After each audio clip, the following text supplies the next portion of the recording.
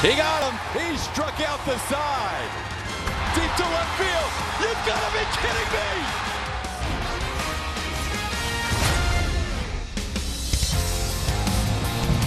We welcome you to downtown Houston on a Sunday afternoon, part of our July 4th weekend as we get ready for baseball between the Astros and the Angels. The Astros becoming the second Major League team to reach 50 wins yesterday, as they have defeated the Angels the first two games of the series, outscoring them 17-2. Hi, everybody, and welcome to another afternoon of Astros baseball. I'm Todd Callis alongside Jeff Blum. We will hear from Julian Morales in just a little while. Blummer, coming off that gauntlet of New York Mets, New York Yankees, and then reverse it, you've got an opportunity to see the schedule and think maybe there will be a letdown, but there hasn't been any letdown against the Angels. Yeah, that's truly impressive. You and I can relax a little bit, but these guys haven't relaxed at all. I love the fact that they're still staying up there, pitching well and hitting the ball well. They are doing so against the Angels, hitting a lot of home runs. It's now time for our all-state mayhem moment. There have been a lot of moments with the long ball. Yeah, these guys can create all kinds of mayhem. We know that they do a very good job of controlling the strike zone, but what we've seen here in the first couple of games to start off this series against the Los Angeles Angels is that they want to come out and slug the baseball. I love the fact that they're getting pitches out over the plate. They're getting the barrel to it. And guess what? You're not seeing the usual suspects. Usually it's the Kyle Tuckers, Yordan Alvarez's, but now you're starting to see Yuli swing the bat a little bit better. We got two out of Martin Maldonado, and that bottom portion of the lineup is really stepping up for the Houston Astros. So these guys are going out there and having a lot of fun. That OPS for the ball club in these two games, 11-13. That means they're doing a great job of getting on and driving each other in with the bombs. Chas McCormick with home runs in back-to-back games. If you take it back to June 23rd, the Astros right on the same pace as the Bronx Bombers. Yeah, this is beautiful to see, that 5 runs per game and the 18 home runs. That goes very nicely with what the starting rotation has done for the Houston Astros. They continue at this pace. The West is all theirs for a long time. Astros coming off that 7-2 stretch against the Mets and the Yankees, going for a sweep of the Los Angeles Angels. It comes your way right around the corner. The Astros will have Framber Valdez on the mound against the lefty Jose Suarez.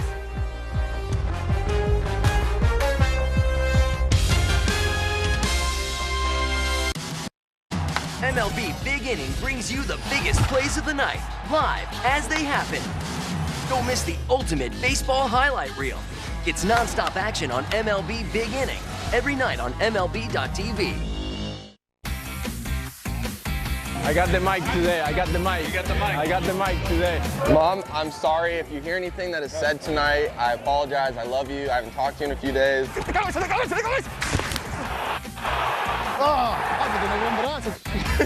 Lo tuyo es rolling, olvídate de los fly.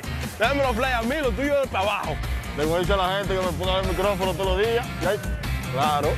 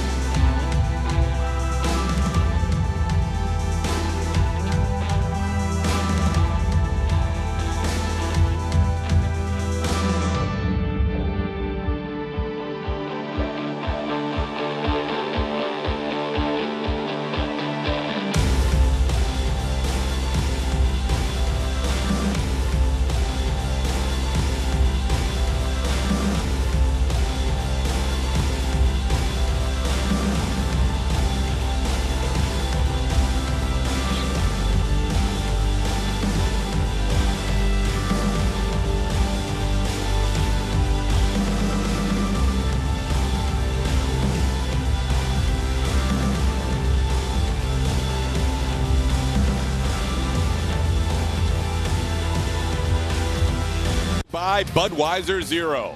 You can't drive drunk if you don't drive there. A reminder from your friends at Silver Eagle Distributors Houston. And by HEB. No store does more than my HEB. Astros have won 7 out of 8 and 10 out of 12 games due to a large part to their success with their starting rotation. More on that with Julian Morales when we come back. Get closer to the action. You gotta be kidding me. Closer to the big blast. Way, way, way out of here. Closer to the great grabs. Took a home run away. Closer to the jaw-dropping plays. Unbelievable. With more highlights. He struck him out. More analysis. You're going to see athleticism like you've never seen before. And more live look-ins. Wow. Nobody gets you closer to the game every night. Only on MLB Network.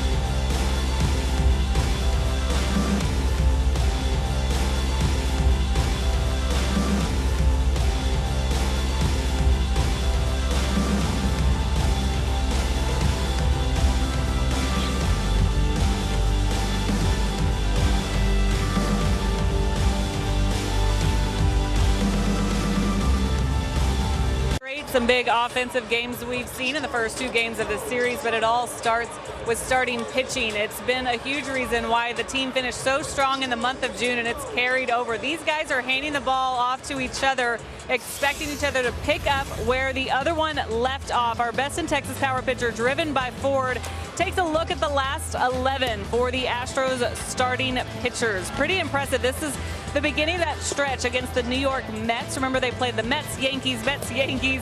A lot of really good teams during that, but all they did was post a 9-0 record, getting a lot of wins, but not allowing a lot of hits. In fact, they held the Yankees hitless for 16 straight innings there.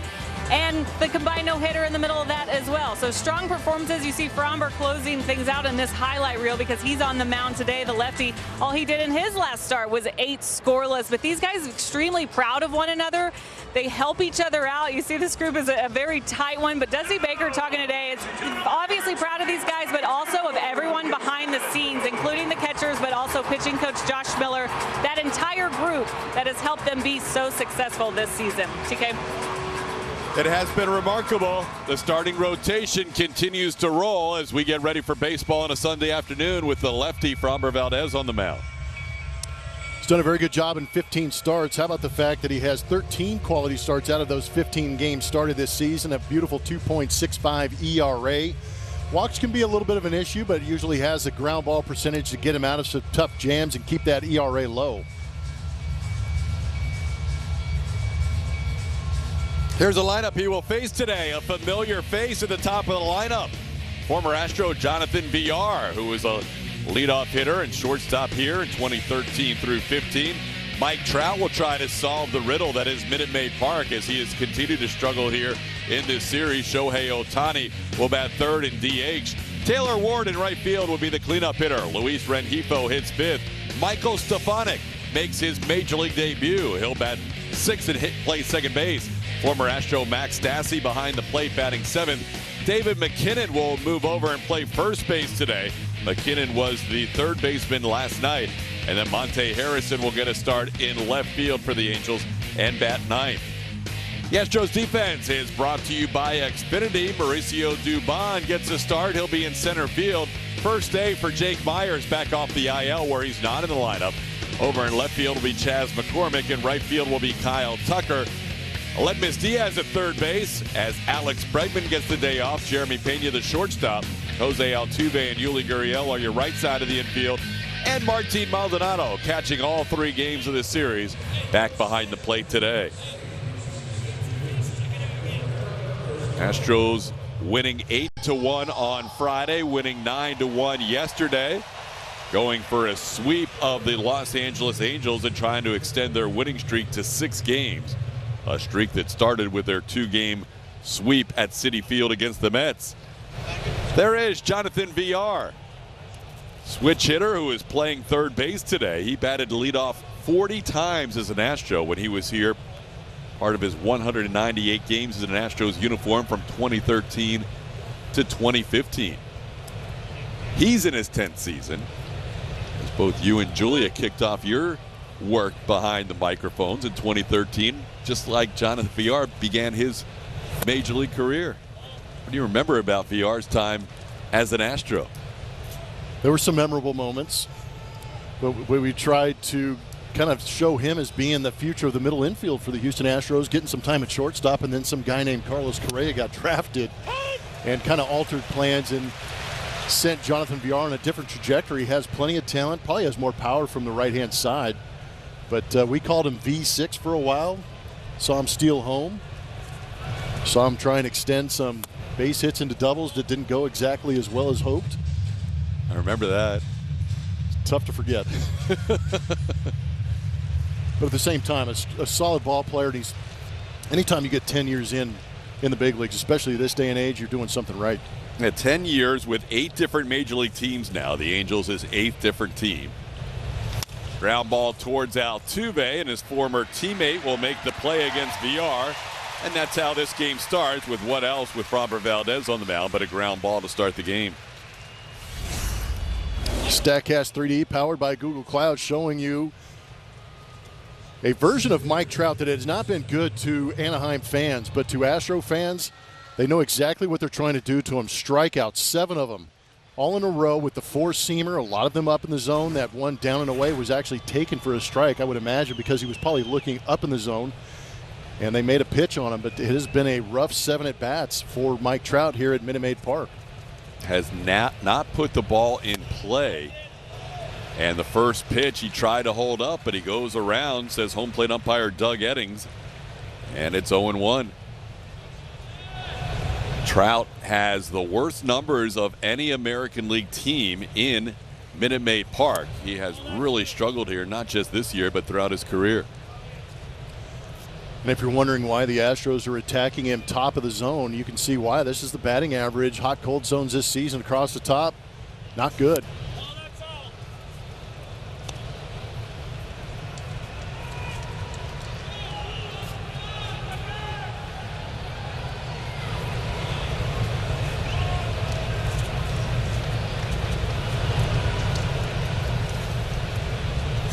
Ground ball chopped towards short, and that is not handled by Jeremy Pena. Pena on the second hop couldn't glove it cleanly, and Trout will reach on a play that Jeremy would say he would normally like to make. That'll be an error on the shortstop.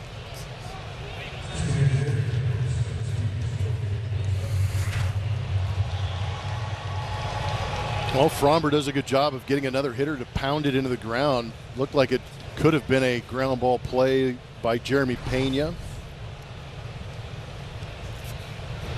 And the 11th error of the season for the rookie shortstop. As Trout puts the ball in play and reaches on an error. Trout doesn't run as an attempt at a steal this year, but Framber checking Trout just in case. Shohei Ohtani now will bat after the error. Ohtani hit a home run to start this series on Friday, the only hit allowed by Christian Javier. Since then, the Astros have retired him 6 times in a row. Takes that pitch on the inside corner for a strike. 0-1. Pretty good pitch by Framber Valdez. On our Mattress Firm Supermo, you can see that good two-seam movement.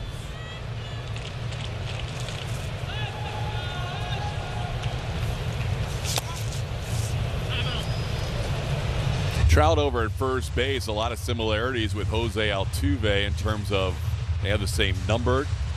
They also used to run a lot more earlier in their careers than they do now. Altuve's picked it up a little bit this year, but Trout over his last 3 seasons, just 3 stolen bases. 1 in 2020, 2 last year, and has not attempted to steal this year. Ohtani pops one way up in the air near the rafters. Kyle Tucker will play it for the out as Ohtani, now 2 for 21 in his career against Framber Valdez, makes the second out of the inning. Yeah, it's a tough matchup for Ohtani with that two-seam fastball curveball mix, because you can see really trying to bury that two-seamer inside on Ohtani and then flip that curveball away. And with the motion of that swing of Ohtani, it's tough for him to stay back on that curveball. So now Taylor Ward will bat. Ward has good numbers against Framber, 5 for 11 with a triple. Ward on the year has good numbers overall. He's played in 56 games for the Angels. He was injured to start the year.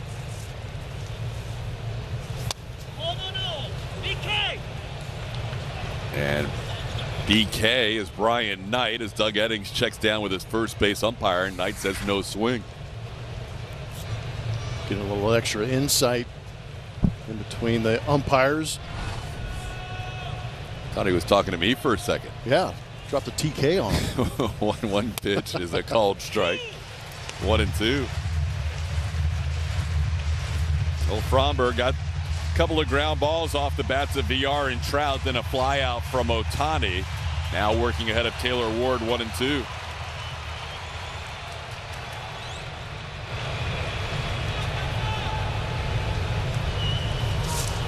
Swing and a miss, caught by Maldonado on the tip, and that will do it for the Angels in the first inning. Framber Valdez, a good start to this one.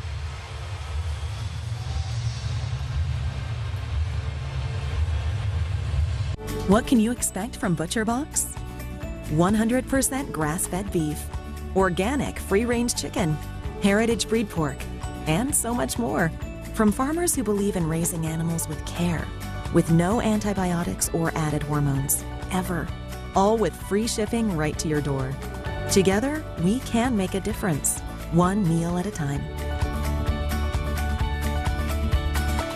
Get free bacon for the life of your membership. At Boll & Branch, we don't make bedding like everyone else. We make it better. We prioritize thread quality, not thread count. We source the finest 100% organic cotton to make the softest, most luxurious fabrics on earth. We're free from toxins, the way home should be. Boll & Branch is made different, so you can sleep better at night. Experience the difference at bollandbranch.com.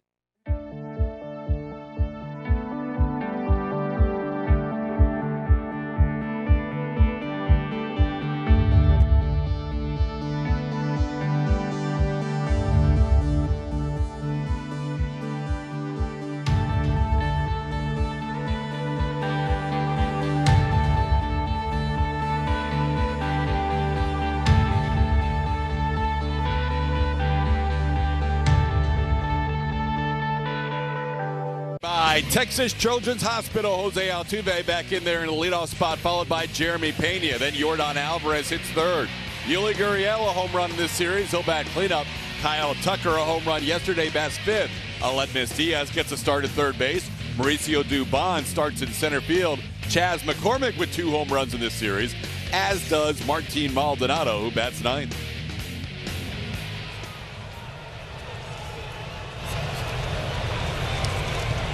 Jose Suarez on the bump in 8 games this season, has 6 starts. Primarily fastball changeup. He's faced the Astros 8 times. Very similar to that line you see across the top, 6 starts, but he carries a 5.10 ERA. This will be his 9th appearance, only given up 3 home runs in the previous appearances. Astros have seen him a bunch through the years as Altuve leads things off. Altuve with good numbers against Suarez, 6 for 14 with a home run. Suarez is a guy who has bounced back and forth between the major leagues and AAA Salt Lake.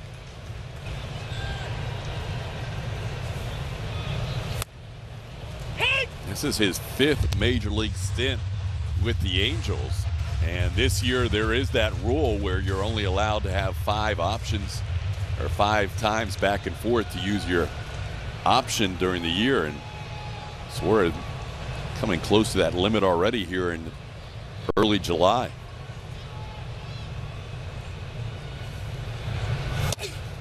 Inside on Altuve, 2-1. Milestone game for Tuve, number 1,500 in his career. They having a good series, 4 for 7 with a home run.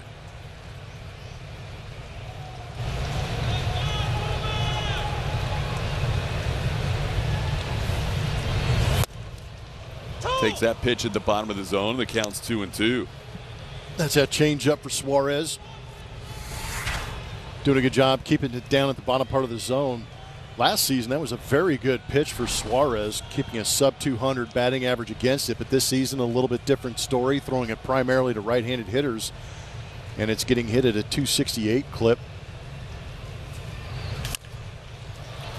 Yeah, if that change isn't working for him, that's his bread and butter. Yep. Another new manager today for the Los Angeles Angels. They had Ray Montgomery managing the last couple of games. But Bill Hasselman, wearing number 82, will be the acting manager today. He is the acting interim manager, replacing the guy who was replacing the interim manager. Does that make sense? So it's the interim cubed? Yeah. Some interesting times all the way around for the Angels organization. A big scrap against the Seattle Mariners, resulting in plenty of suspensions for both coaching. I haven't seen that many on a coaching staff before.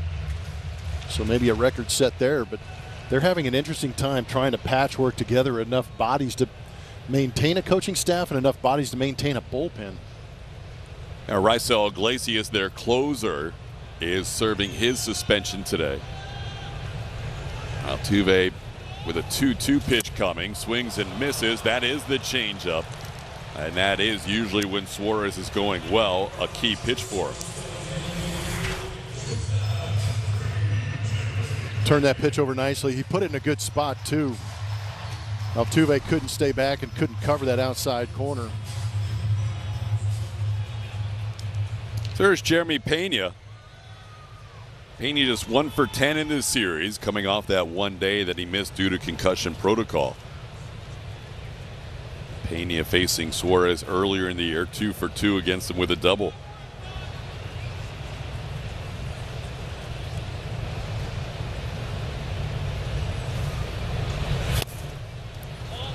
One of the reasons Alex Bregman might not be in the lineup today, number 1, Dusty Baker probably wanted to find a day to rest him at some point.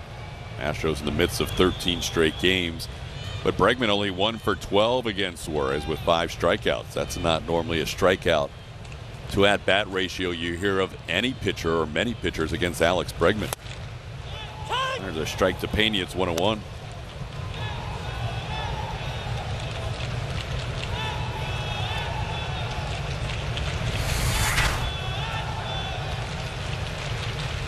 It's going to be a tough zone to cover, especially if you've got a changeup pitcher that can get that call down below the zone. Gutsy take.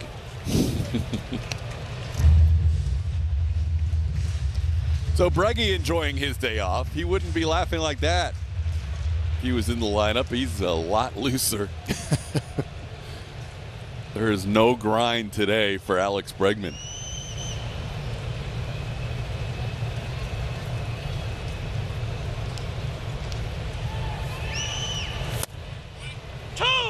Man. All right.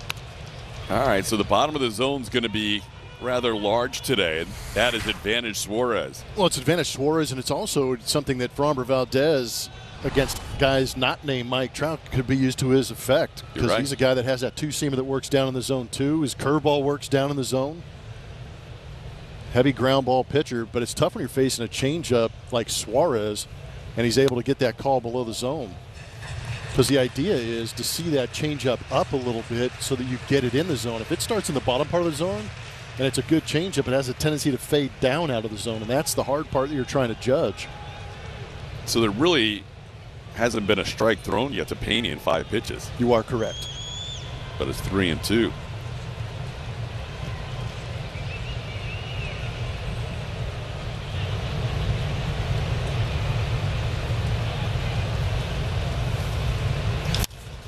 Into right field, Taylor Ward moves back into his left to make the play, and there's 2 away.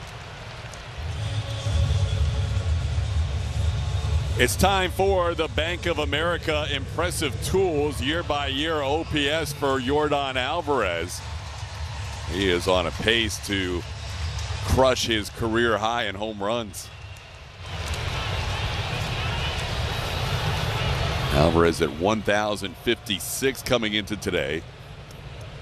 Unanimous Rookie of the Year winner in 2019 at 1,067. Still leads the American League in OPS, but was passed yesterday by Paul Goldschmidt after Yordan went 0 for 4 in his first game back after missing a couple of games, also due to concussion protocol reasons.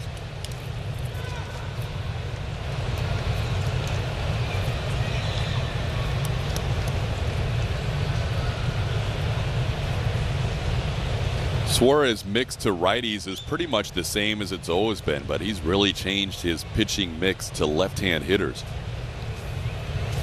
Yordan smashes one. Ward goes back on it and makes the catch. That got to Ward in a hurry.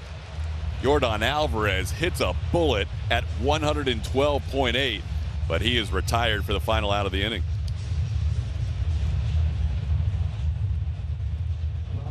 Retired MLB pitcher CC Sabathia is old school. His son Karsten Sabathia is new school. Karsten uses Win Reality for his hitter training, a state-of-the-art tool that utilizes VR to improve timing, pitch recognition, and confidence. A new school approach to more hits. Hitters love it. I love it. Pitchers, however. Man, I'm glad I'm retired. Train new school. Hit old school. Be ready for real. Win Reality. Hey guys, Gronk here to talk to you about your hair game. Hims has a full lineup of clinically proven hair loss treatments, all prescribed online by a licensed medical provider and shipped directly to your door, if appropriate. Order today and get a 90-day money-back guarantee at 4hims.com. With the Game Time app, I paid 60% less than this guy. What? And it's not just sports tickets. It's also concerts. Performances, too. Oh, come on! Download Game Time. Last-minute tickets, lowest price, guaranteed.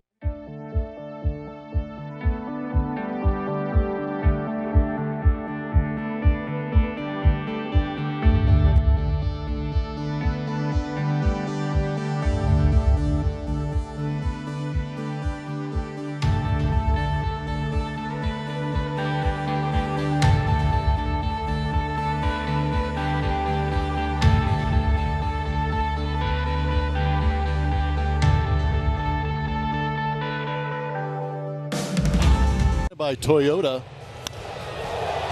How about domination in the West? We talked about it, especially since the Astros have moved into the American League West. But this season they are going to work again, and in order to win your division, playing each team 19 times, you've got to go out and demolish them, and that's what the Astros have done. They're 23-12 this season. This team isn't just built to win the division, it's built to win championship series. But they continue to threaten every team in the American League West. And that division title usually comes through Houston. And you can see why as they continue to try and build on that record inside their division. Luis Rengifo leads off and swings at the first pitch, sends it pretty deep to right field. Tucker all the way back at the wall. He will leap up, and that's gone. Tucker did everything he could to try and bring that home run back, but Luis Rengifo on the first pitch of the second inning hits an opposite field home run. His 5th home run of the year, his 4th as a right-hand hitter. 1-0 Angels.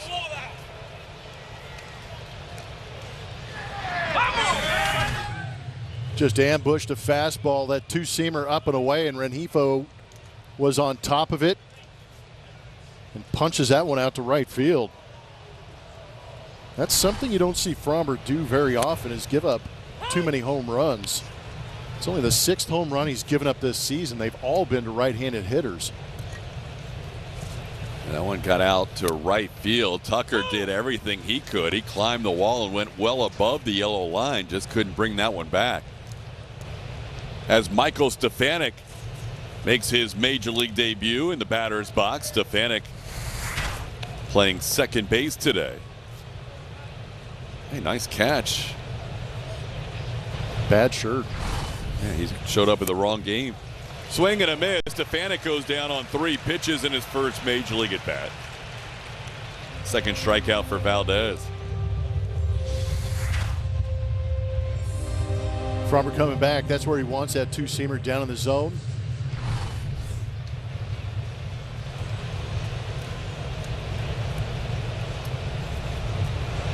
Framber, who gave up a 3-run home run 2 starts ago against the Yankees' Giancarlo Stanton, then pitched 8 shutout innings against the Mets, now facing the Angels back here at home. Max Stassi, the former Astro, will bat. Stassi started Friday, starting today. Takes that one off the plate, 2-0.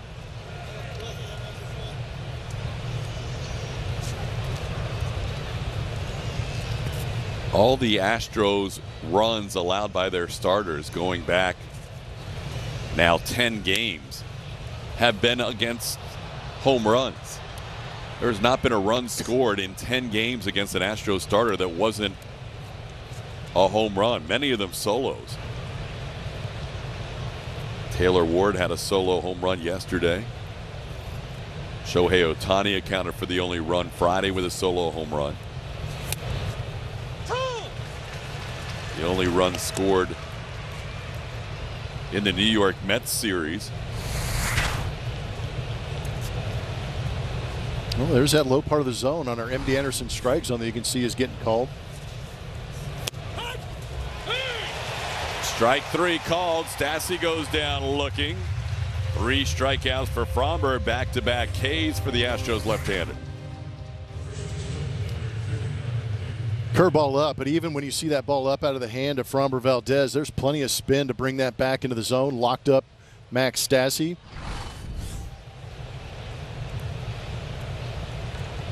Justin Verlander looking on. Normally he pitches right behind Framber Valdez, as he did against the Mets in Citi Field, but right now the Astros have not announced the starter for tomorrow to kick off that Kansas City series. David McKinnon bats, has a 1-1 count.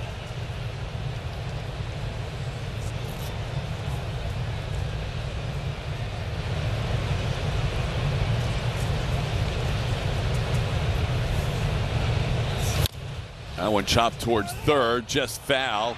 Diaz made the throw just in case. That was a pretty good play.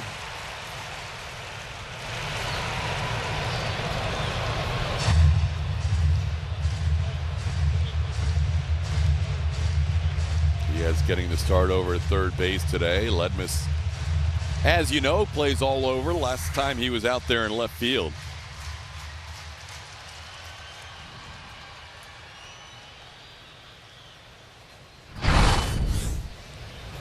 Just missed going over the bag, according to Jeremy Riggs, the third base umpire.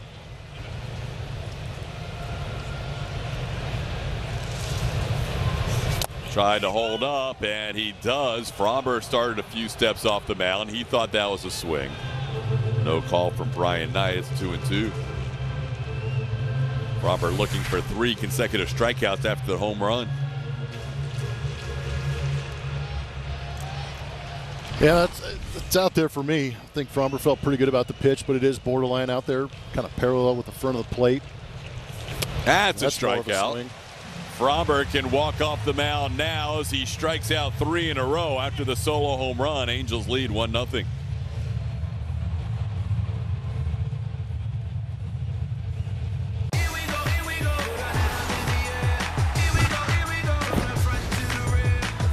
fresh games and coverage. All day, every day, your way. On MLB Network.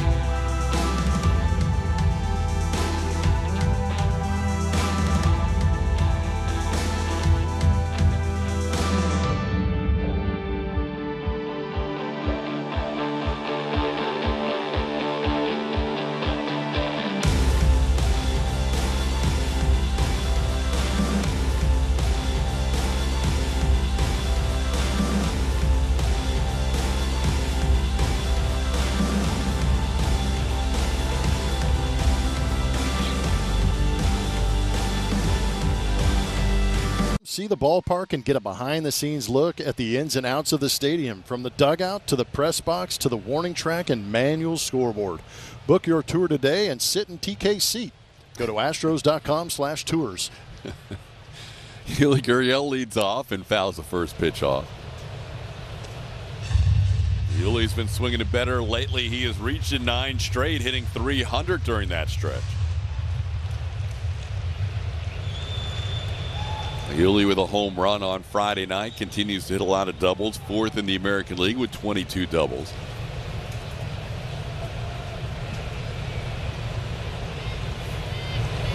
And he lays off a pitch up, 1-1.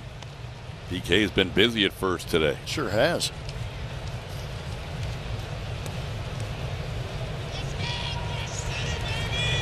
Suarez coming off his first start of the year where he went more than 5 innings. That was a week ago. Angels with a 6-man rotation and with a day off in the mix, pitching on 6 days rest from one Sunday to the next.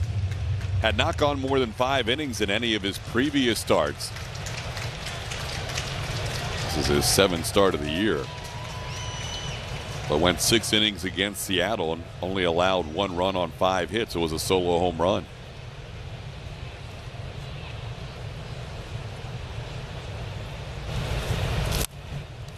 Yuli stays alive at 1-2.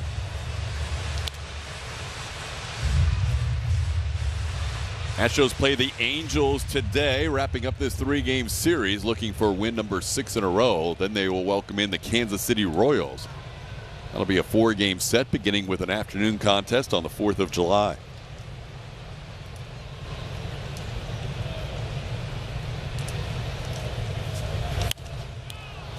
And after that, they'll head on the road. Oakland will be their first opponent. So they have the Royals and the A's the next 2 series after this series with the Angels. The Royals have the 14th best record out of 15 teams in the American League, and the A's have the worst record in the American League. Oof. The A's, they are a shell of themselves. So a chance to keep the hammer down here during this recent run for the Astros. Yuli sends one to right field. Crowd gets excited, but it doesn't have the carry to get to the warning track. Yuli flies out to right for out number 1. Shiner Box Spotlight will shine on Kyle Tucker. Tuck averaging about an RBI a game for 20 in a row. He's up to 53 on the year. That's tied for 4th with Giancarlo Stanton. Tucker 4 for 8 with a home run in this series. Some of those RBIs coming on 3-run home runs on that recent road trip. And think about the spots they're coming in too. He's hitting behind Yordan Alvarez, who they were, these teams are pitching very carefully to, sometimes putting him on base, not wanting him to do damage. And then, oh, by the way, his left-handed brother comes up there and starts smoking the baseball out of the ballpark too, picking him up. So it has been fun to watch Kyle Tucker rack up those RBIs in protection of Yordan Alvarez. There you see the league leaders. Jose Ramirez has led most of the year. And you've got a couple of Astros and a couple of Yankees in the mix. As Tucker now matching Giancarlo Stanton's total of 53. Tucker batting 6th most of the year, and then moving up to the 5 spot. And with Alvarez out for a couple of days, batted 3rd 2 times. Now back in that 5 spot with Yordan back. That just quietly gets it done. He really does, and that's just his personality. He's not going to go out there and do it with a lot of flash. He's just going to continue to go out there, have some good at-bats, but he's definitely become a production guy in this Astros lineup.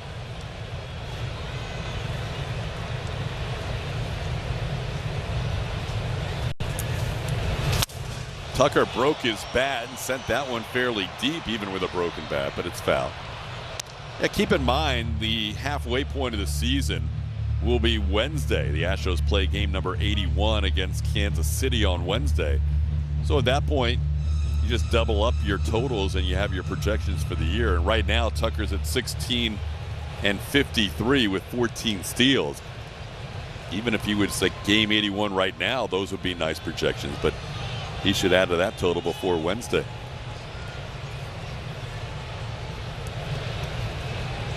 He's a potential 30 and 100 guy. He has the potential to double his stolen base totals to get close to 30. And he plays a great defense. I mean, he is as well-rounded as any player in the league, and he's doing it with production. He wasn't even near the top 6 vote getters for the All-Star game in the outfield, and was actually behind his teammate Michael Brantley in the voting. But Tucker's a guy that slowly but surely will get the recognition around the league. But when you have a lineup with Yordan Alvarez in there, sometimes you get overshadowed based on what Yordan did in June. Tucker continues this at bat, battles with 2 strikes.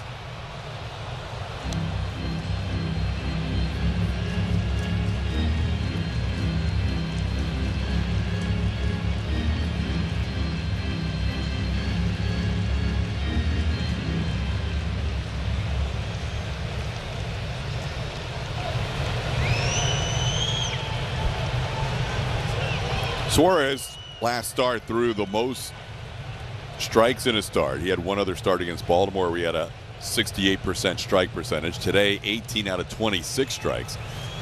Off to a good start in that category. He's been a guy who has walked multiple hitters in every start but his last one, when he didn't walk any Seattle Mariners. Now he's 2-2 on Tucker.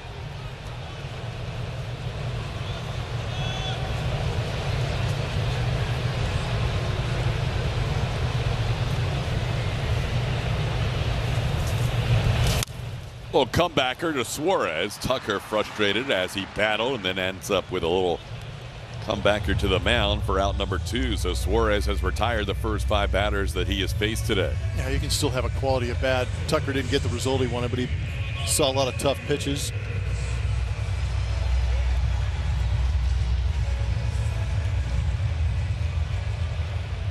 Now Ledmus Diaz will bat with the bases cleared and 2 outs.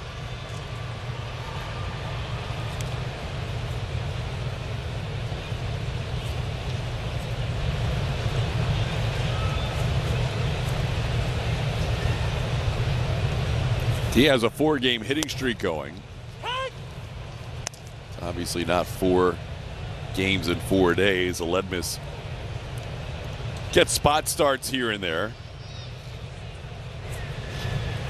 This time we saw Ledmus in the lineup. He was playing left field in that game against the Yankees to start this homestand. Takes a pitch upstairs for a ball. It's 1-1.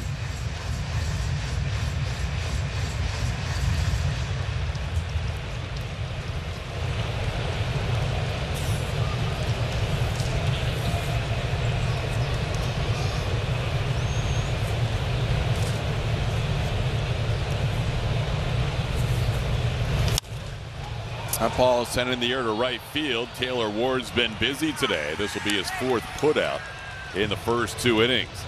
1-2-3 inning for Suarez. Angels lead 1-0 after 2. From inside jokes. Hey, look, it's Mike Napafanakis. To insiders' perspectives. I like over 5.5 strikeouts on Walker Buehler. Your best bet is the pregame spread. Served up only on MLB Network. Today, I consider myself the luckiest man on the face of the earth. Jackie Robinson, 13 home runs into the left field stand. Here comes Roger Maris. There's a new home run champion of all time. I don't believe what I just saw. Cal Ripken Jr. has reached the unreachable star. This crowd on its feet and in unison. This one has a chance. Home run!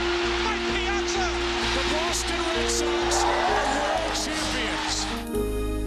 Welcome to the first night of MLB Network. Number 600 for Jim Thome. That ball is gone. 106. That would be a new record. It is caught. Oh, what a catch by Mike Trout. The Cubs have finally won it all. The Atlanta Braves are world champions.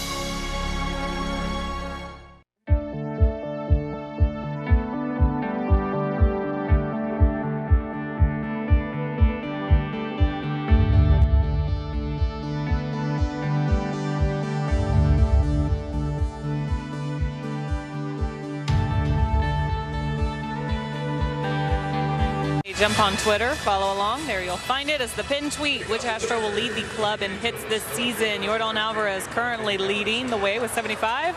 Will it be Uncle Mike, Kyle Tucker, Jose Altuve? Let us know what you think. We'll have results for you later. TK. That's a good one. I think Michael Brantley's uncertainty right now as to when he's coming back off the IL might hurt his normal vote totals in that category. But Yordan, could he lead the team in hits, possibly? That guy's still playing. Yeah, that's true. Don't show Altuve that poll, because then he'll go on a tear. Wonder who's going to win. We'll find out. Tucker should get some votes too. Why not? Just talked about how underrated he is. Here's Monty Harrison. Harrison will lead things off. He's the number 9 hitter for the Angels. Just debuted for the Angels last Saturday. Former Miami Marlin. Swings and misses, 1-1. Harrison playing left field today. He was a big-time prospect when the Marlins acquired him in that Christian Yelich deal from Milwaukee. Never really worked out for him with the Marlins. 41 games, batted .175 with 1 home run.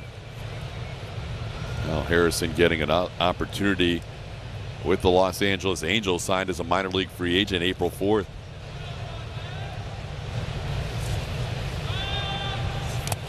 Framber missing in the dirt.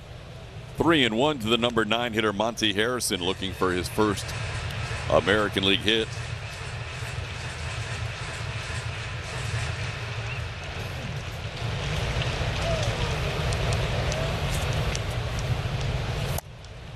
And down and in, ball 4. Framber upset with himself with that leadoff walk. Now a word from Gallery Furniture. Fast, easy, convenient. Gallery Furniture delivers your Made in America furniture free today.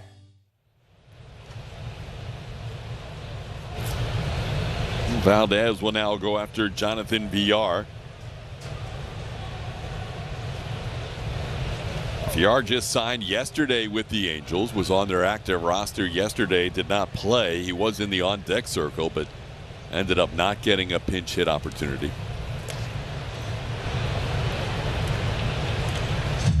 Villar was released by the Chicago Cubs on June 29th, played 46 games with the Cubs. It hit his 100th home run as a member of the Cubs on May 20th in his 1,000th career game.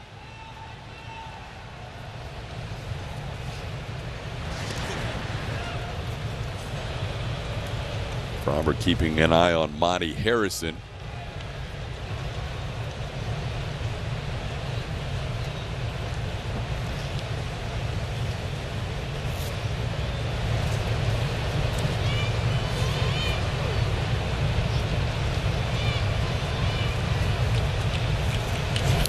Tried to bunt. Foul tips it. It's 0-1. VR's hit 30 of those home runs from the right-handed side. Overall hitting .262 as a right-handed hitter.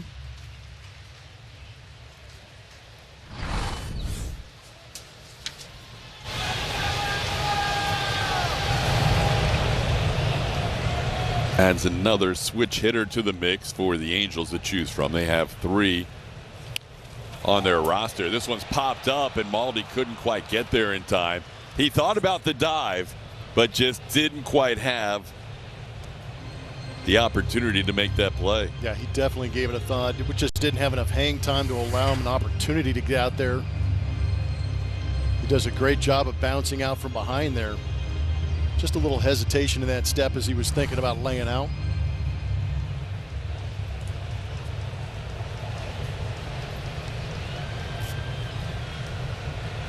So VR with a count of 0-2.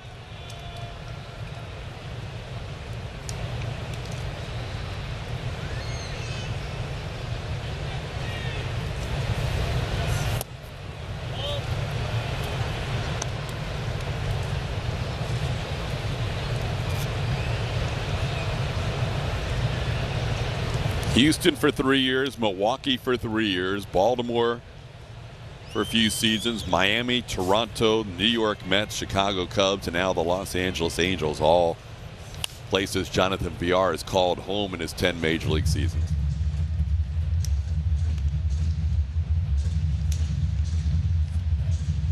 Played here as a 22, 23, and 24-year-old. Angels making room for Michael Stefanik on their roster today. Designated Tyler Wade for assignment before the game.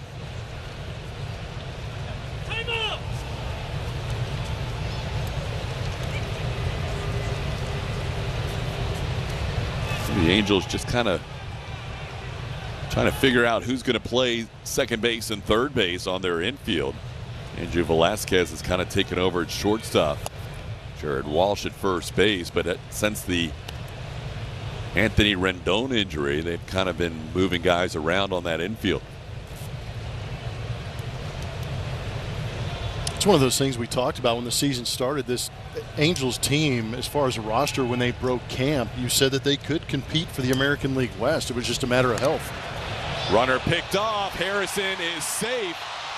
Apparently Altuve missed the tag. It looked like the ball was there in time, and Harrison avoided the tag. He's going to get a stolen base out of that after being picked off. I think Harrison made a nice adjustment when he saw Altuve going to receive the ball on the outside part of the bag. He slid to the inside. But he is picked off pretty easily by Framber Valdez, who will eventually get the ball to first base. Yuli's throw took Altuve to the outside part of the bag. Harrison made the adjustment, came to the inside.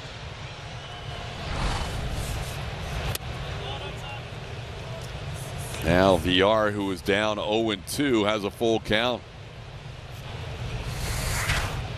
Watch the slide of Harrison. Does a good job of adjusting away from Jose Altuve to get in there just before the tag. Back-to-back walks issued by Framber Valdez as he walks VR after getting ahead 0-2. Framber now will face Mike Trout and then Shohei Ohtani with runners on first and second and nobody out.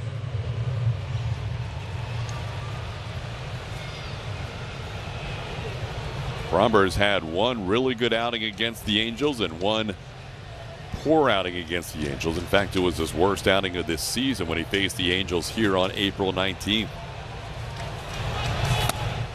Gave up 6 runs and 4 walks in that outing. Allowed 8 hits as well in 4 1/3 innings. He's about to get the wrath of Maldonado. Yeah, those 2 starts, 11 innings, 6 earned runs against the Angels this season for Framber Valdez. There's one person on the mound talking right now, and it's not any of the infielders, and it's not Framber Valdez. It's that guy. Maybe trying to enlighten them on how to get back locked in, because you're in the toughest part of this lineup for the Los Angeles Angels of Anaheim, and you've got 2 runners on, nobody out. Framber doesn't like the baseball, gets a new one. Trout reached on an error his first time up. Trout has not had success against Valdez in his career, 0 for 10 with 4 strikeouts. Framber would take a ground ball here. He gets the ground ball, but it's a foul ball, 1-1.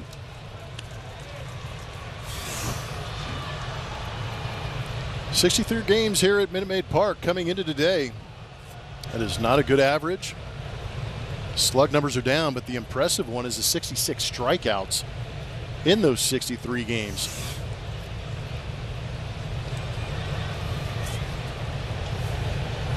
Since 2020, it's been an even tougher road for Mike Trout here. 1 for 24 with 14 strikeouts since 20. 10 of the 14 have been called. Yeah, that's what's crazy. Not even fighting them. Down to the count here, 1-2. Wow. And he gets called out again on strikes. That was a perfect pitch by Framber Valdez. He dotted up Trout on the outside corner. Yeah, that's an ideal location. That's a pitcher's pitch. And again, out of the hand, it does look like a strike, but that two-seam movement, you can see it on our vapor trail, catching that down and away corner on the MD Anderson strike zone. Trout didn't think so. It was borderline in a 2-strike count. Doug Eddings rung him up. 11 strikeouts looking out of the last 15 strikeouts. The numbers are hard to imagine. They really are. For any hitter, let alone a 3-time MVP. That's a very good point. Now here's Shohei Ohtani. Ohtani flied out to right field his first time up against Framber Valdez. Ohtani's got great speed, tough to double up. Framber gets ahead 0-2. In his 2 for 21 in his career against Framber, he has struck out 7 times.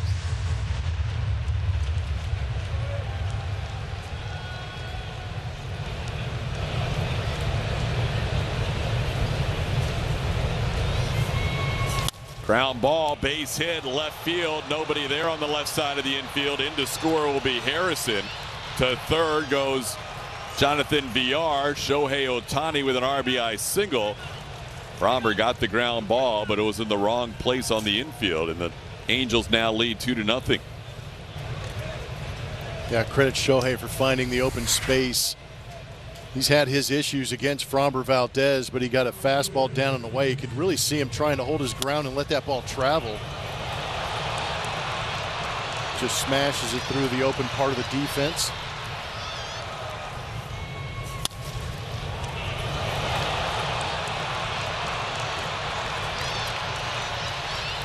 So the pickoff not converted to an out hurts the Astros. Couple of walks in the inning and then an RBI single by Shohei Ohtani. Here's Taylor Ward.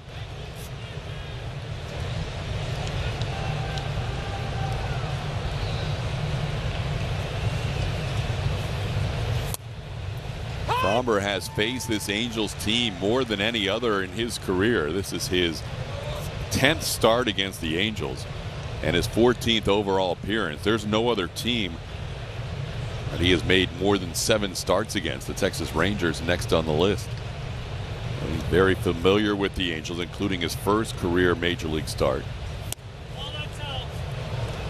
That came in August of 2018.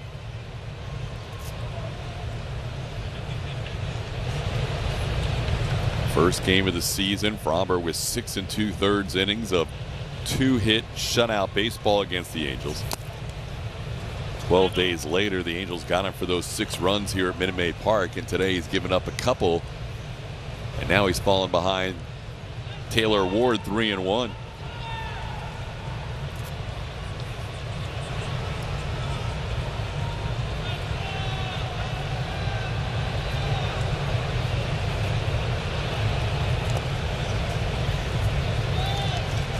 It's the first time the Astros have given up more than 1 run in the last 5 games.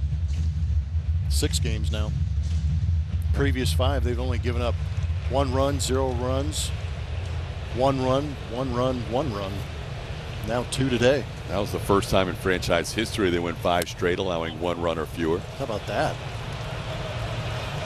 3 walks in the inning, and that'll draw a visit from the pitching coach Josh Miller. Framber walking Taylor Ward to load up the bases. Miller will go out and have a word with his left-handed starter.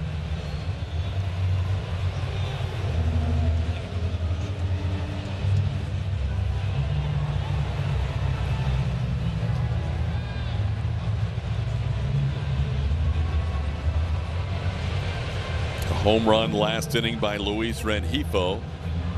And this inning, Framber's already thrown 24 pitches, still just 1 out in the inning. Julia? This week on Astros Bases Loaded, the Astros light up the biggest stage, teaming up to make history once again. Plus, Jake Myers talks about the long journey back to the big leagues. All that and more on Astros Bases Loaded, only on AT&T Sportsnet.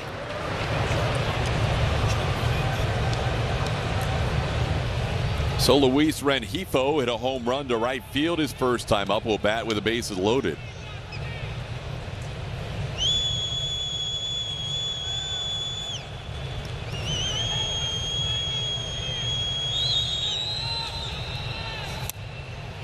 First pitch fastball for a swinging strike, 0-1. He's got some crazy movement on that 2-seamer today too. Might be a little bit of why he's having issues with the control and walking hitters in this ball game.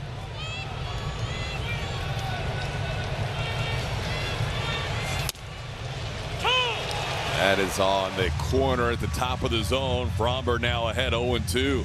Yeah, hopefully Framber can kind of put that nose down a little bit, get out of this inning without any more damage, and allow his offense to come back.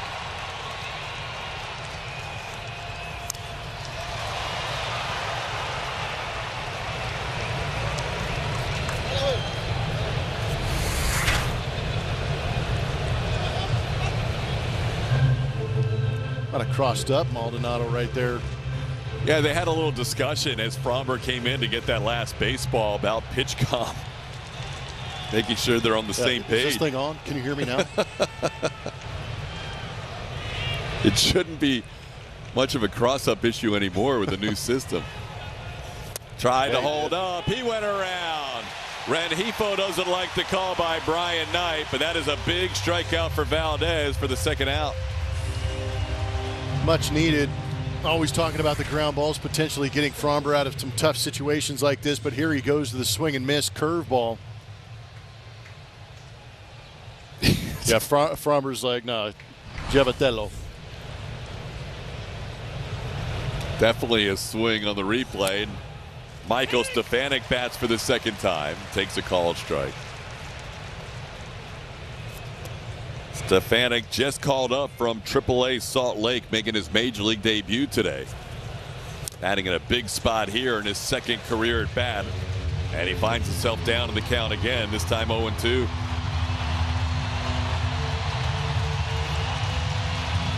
What did Framber get him with the first time? The first time he got him with the fastball. It was a 2-seamer down and away. Good arm side run that we're talking about. Stefanik pulled off it a little bit. Swing and a miss. This time he gets him with the curveball to end the inning. Framber walks 3, but he walks off the mound with just 1 run allowed. It's 2-0 Angels.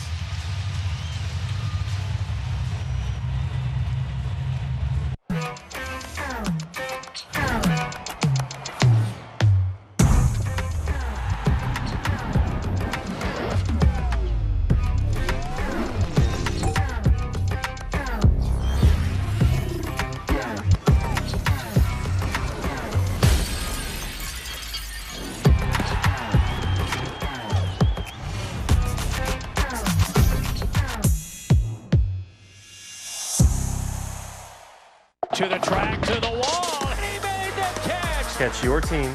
Oh, what a play. My team. He leaps and makes the catch. Every team.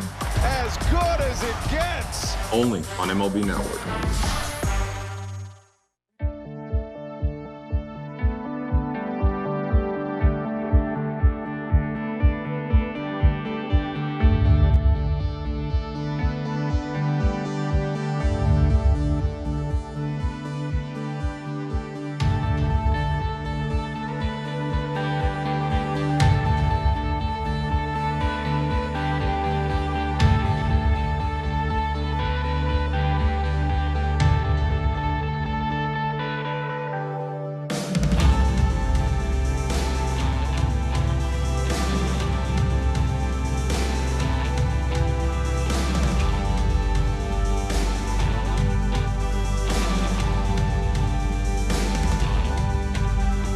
Blue Cross Blue Shield. It was yesterday, 23 years ago, when the Astros defeated the Padres in San Diego. How about that home run, Blummer? It was a 7-2 final. Killer Bees, Berkman, Blum, and Bourne getting the job done, but there was a 52-minute bee delay. It's tough to find a beekeeper on a Sunday getaway day, but fortunately they found one, and he was the actual hero of the game. Swarm of bees began nesting in the jacket of the ball girl in left field, and next thing you know, it was almost an hour delay on getaway day in the 9th inning. Yeah, we were ready to pack up shop and get out of San Diego, man, and we could not. That was crazy. That was crazy. An amazing amount of bees just fell out of that jacket. It was crazy. You came away unscathed. Yes, fortunately. Mauricio Dubon leads off here in the 3rd inning. We'll check in with Julia. Yeah, good story I heard from Dubon before this. You know, he came to the States, lived with a family that would become his family, but his brother Taylor from that host family played baseball at Westmont, where Michael Stefanik played, and Mauricio, visiting his brother, actually got to know Michael well enough to where he told him, you know, you can hang with this long enough, you might get a shot at playing in the big leagues one day, as he grounds out to start this inning. But Mauricio telling me that he loved this story so much, actually followed Michael's career because of his journey, and it told me about sending out the resume, how Michael sent his stats to all the 30 teams.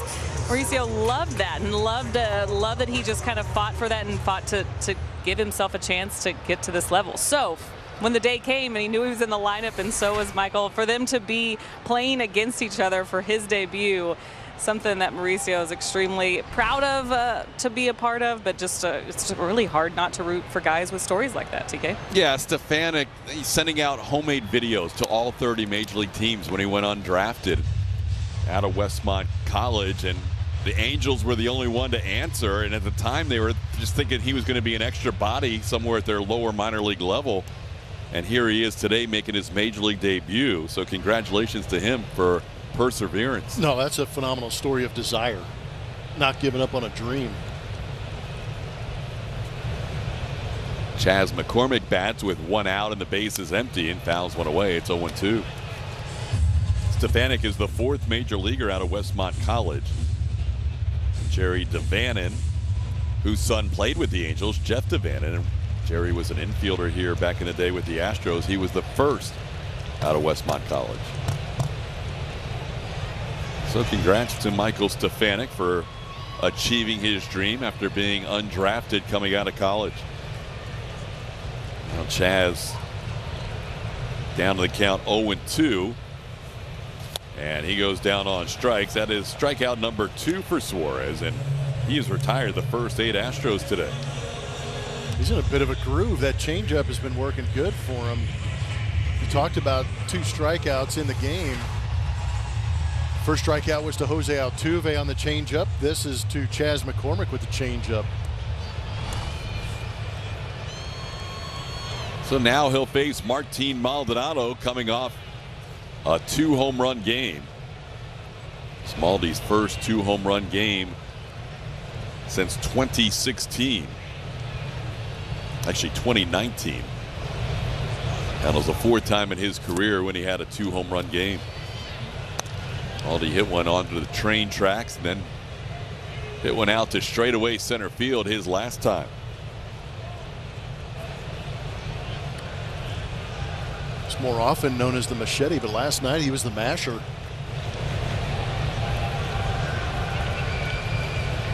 Love the new home run celebration as everybody imitates his trot around the bases. And by everybody, I mean mostly Ledmus Diaz, Yordan Alvarez.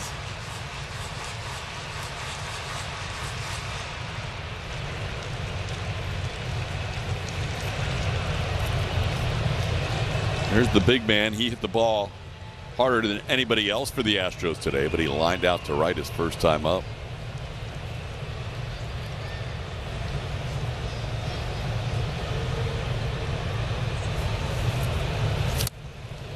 Swings and misses at the breaking ball, and Suarez continues to work ahead in this game. 1-2 on Maldonado.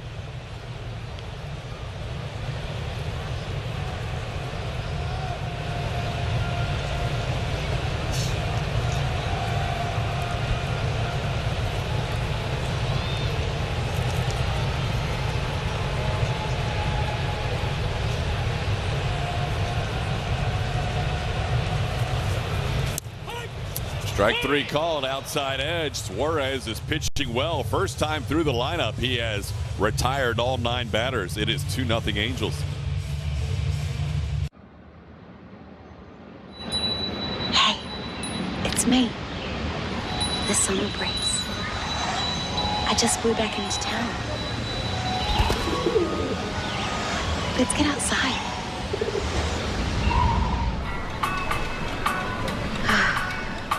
Much better.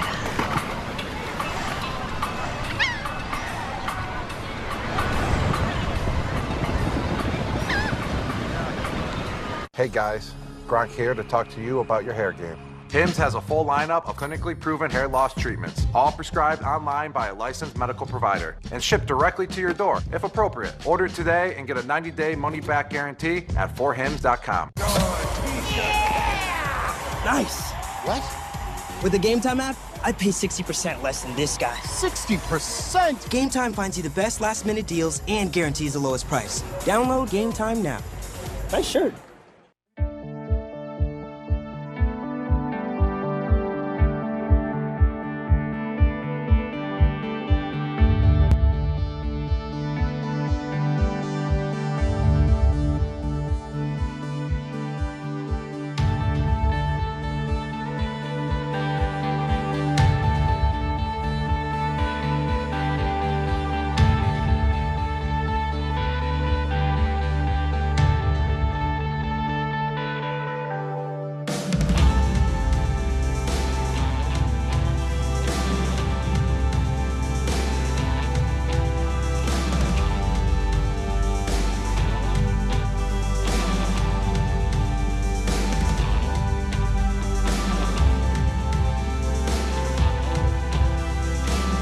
Ballpark this summer and take advantage of Astros summer deals, including loaded value tickets and discounts for families, students, and military members.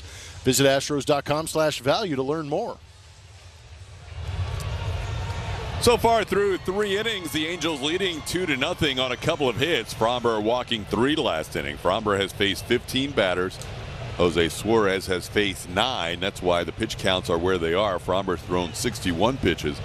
Suarez has thrown just 40 through 3 innings. Bottom third of the order with Max Stassi leading off. Stassi takes that first pitch, which was all over the plate, but called a ball and no swing. It's 1-0. Stassi struck out on a called third strike his first time up. That one missing low for a ball.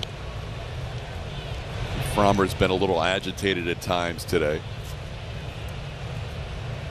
Sometimes with himself, sometimes with the strike zone. It's a swing and a miss at that fastball. It's 2-1.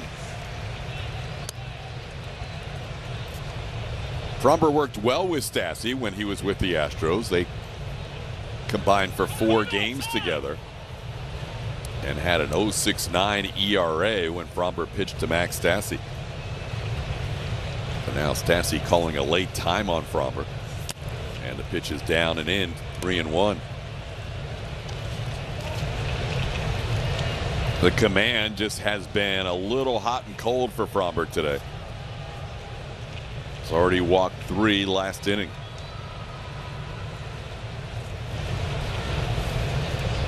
And that's a 4th walk. 2 straight innings, the Angels have had their leadoff runner on via walk. And that'll bring up the 8-hitter David McKinnon. I think the frustrating part for Dusty and for Josh Miller is this is a lineup that should work into Framber Valdez's favor if he gets ahead or throws the pitches he wants. Other than Taylor Ward, nobody else in this lineup with good numbers against Valdez.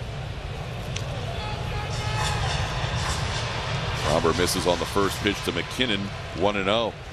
No, I agree with you, TK. Considering some of the lineups that he's faced in the last 3 or 4 outings, this should be one of those teams that he could go out and pitch extremely well against. But it's just been that inability to pitch ahead and find the pitch to put these guys away.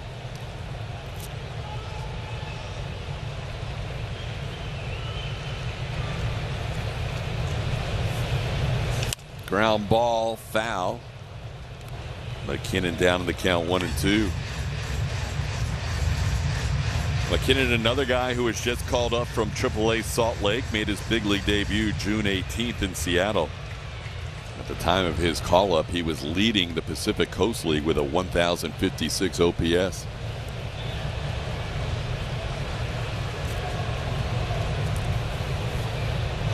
Swing and a miss. Got him with the curveball. Framber with 8 strikeouts in the game. He has 8 strikeouts of the 10 outs he's recorded. That's the wild part about this game. Even though he has 4 walks, he has the 8 strikeouts. He's creating all kinds of swing and miss. He's got a dozen swings and misses.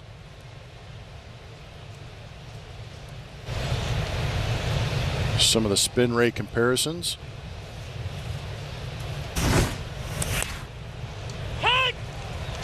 Here's a strike to Monty Harrison. Harrison walked, stole a base after he was picked off, and scored a run his last time up.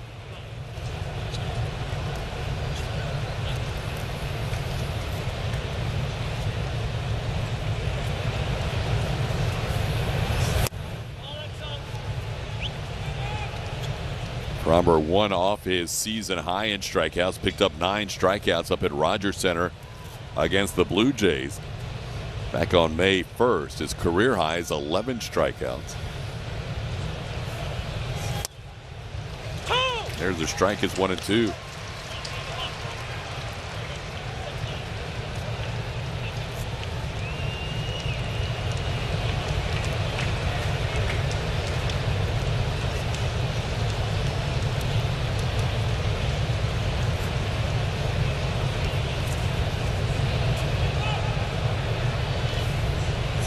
Got him. Framber with 9 strikeouts gets a curveball for another strikeout. He has gone through this lineup, allowing 4 walks and striking out 9 through 2 times through the lineup. The stuff is there. It's just a matter of getting into that zone for Framber Valdez to set up some of these pitches.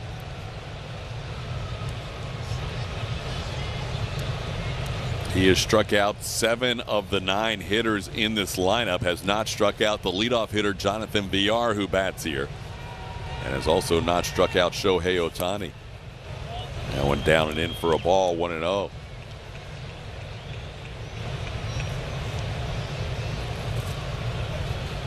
Framber's career high of 11 strikeouts in play today. He's done that twice, most recently September of 2020 against the Texas Rangers here at Minute Maid Park.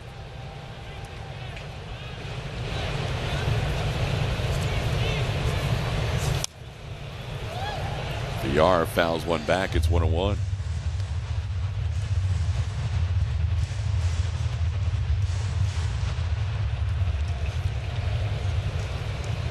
Villar tried to bunt last time with a runner on first base, found himself down to the count 0-2, but then Framber would walk him after getting ahead of the count.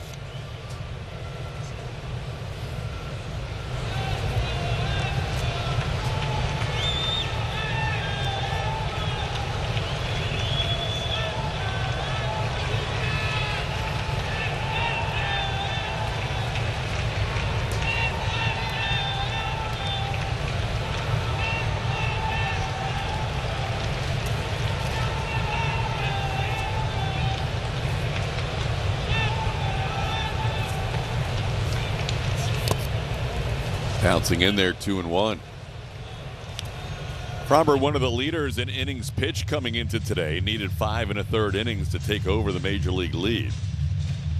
His pitches per inning have been elevated today, as he has averaged close to 20 pitches per inning so far.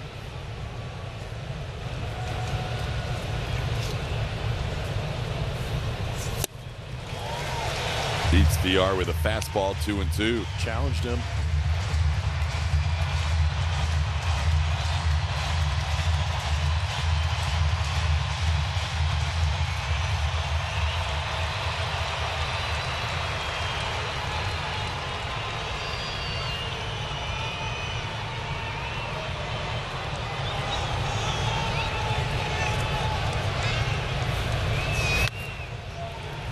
Down Running in 3-2, so Stassi will be off first base with 2 outs and a full count.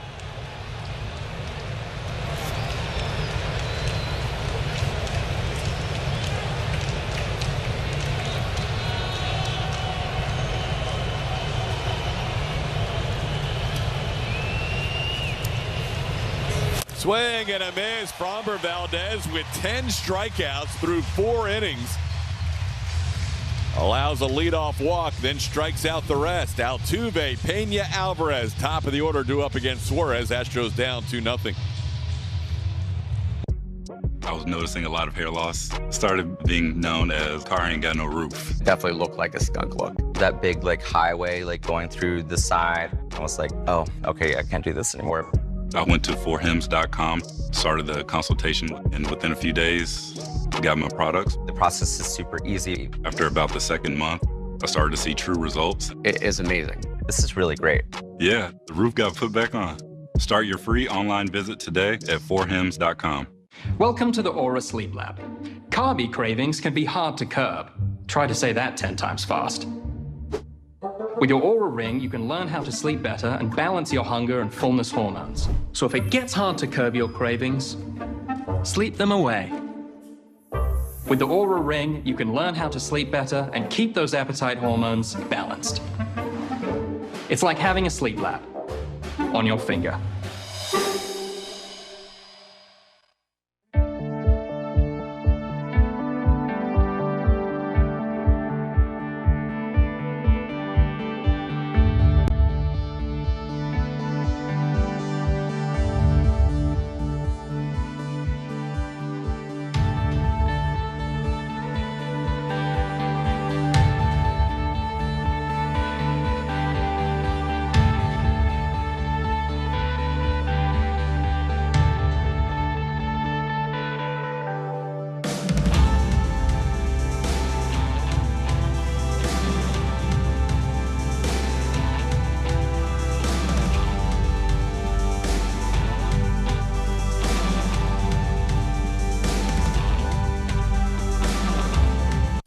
Presented by HEB. Jose Altuve in his career against the Los Angeles Angels, good numbers. But then when you bring him into Minute Maid Park, even better. 342, 13 bombs, 39 runs batted in. That included yesterday where Altuve had 2 doubles and a home run. Altuve in his career hitting well against the Angels overall, 315 with 20 home runs. Most of the damage coming here at Minute Maid Park. Yesterday, he finally solved Patrick Sandoval. He had a couple of doubles against Sandoval. He had been 0 for 10 in his career against the Angels starter yesterday. Then hit a home run against Andrew Wantz in the 6th inning. Altuve up to 16 home runs on the year and has a 900 OPS to start the day.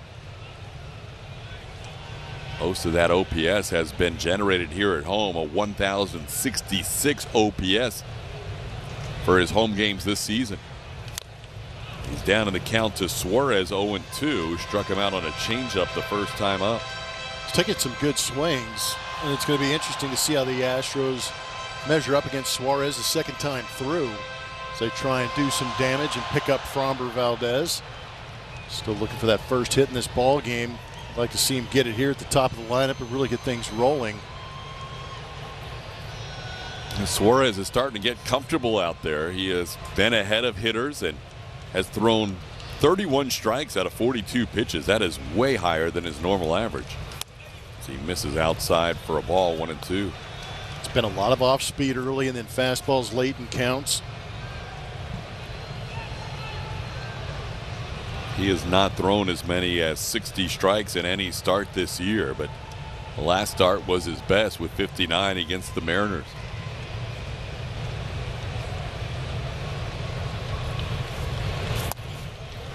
Now one wide, 2-2.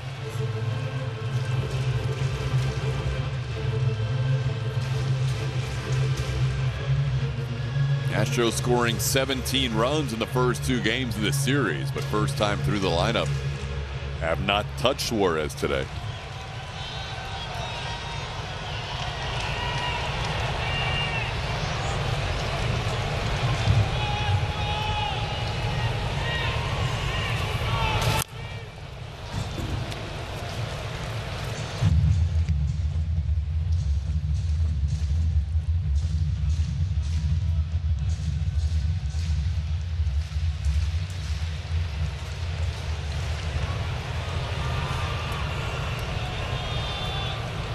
You see if you get to the third time, Suarez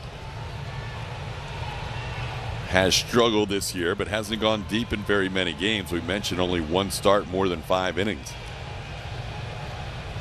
Yeah, he's only faced 19 batters that third time through the lineup. There we go.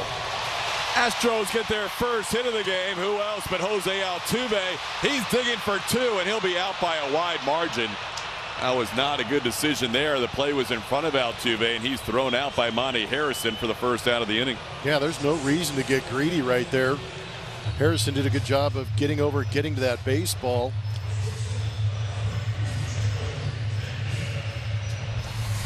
Could be hanging out at first base after that first hit and allow Jeremy Pena and Yordan Alvarez to try and pick you up, but instead ran into that first out of the inning. Yeah, Harrison got over there rather easily, and then his throw was on the money, but Altuve was easily out. Now here's Jeremy Pena, who flied out to right field his first time up.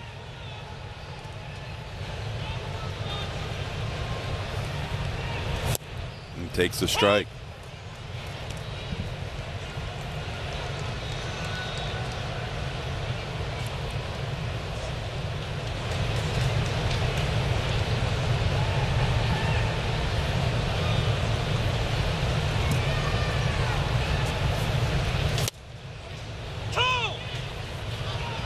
Suarez ahead 0-2. That season, couple of outings here at Minute Maid Park. 1 start and 1 out of the bullpen. Suarez did pitch well against the Astros. 2-0 with a 1.86 ERA in those 2 appearances.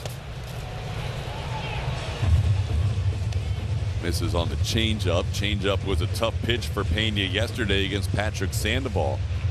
Counts 1-2.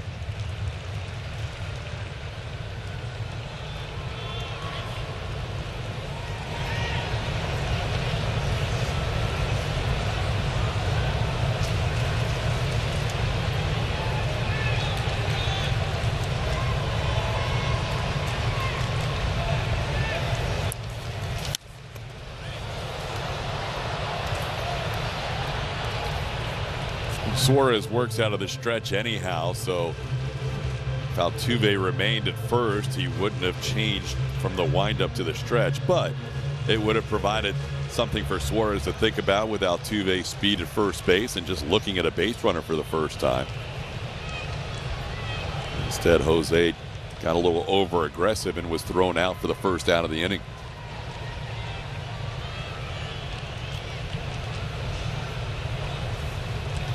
That ball smoked to right field, all the way back. Taylor Ward, that ball's gone. Jeremy Pena, number 10 on the year. The Astros on the board. It's now a 2-1 game. Astros showing some opposite field power here at Minute Maid Park in this series against the Angels. Altuve breaks the seal with the base hit, and then Jeremy Pena steps up, drives one out of the ballpark the other way. Does a good job of getting a fastball that he can handle in the middle part of the zone, pulls the hands in nicely and barrels it up. And he's showing some of that Oppo Taco ability. What could have been. Pena hits his 10th home run of the year. He's now 3 for 4 in his career against Suarez. And here's a guy who smashed one 112.8. But right to the right fielder Ward his first time up. Yordan Alvarez takes a pitch on the outside corner for a strike. It's Pena's first home run, coming back after missing a game with the concussion protocol.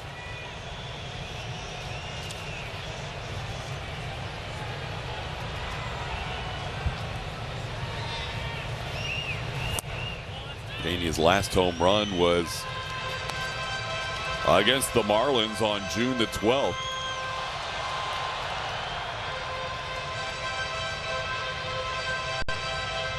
That was 3 Sundays ago. Pena missing some time with his thumb injury, and then the game missed after colliding with Yordan Alvarez in the outfield in New York. Yordan with a 1-1 count. Takes that one off the plate, 2-1.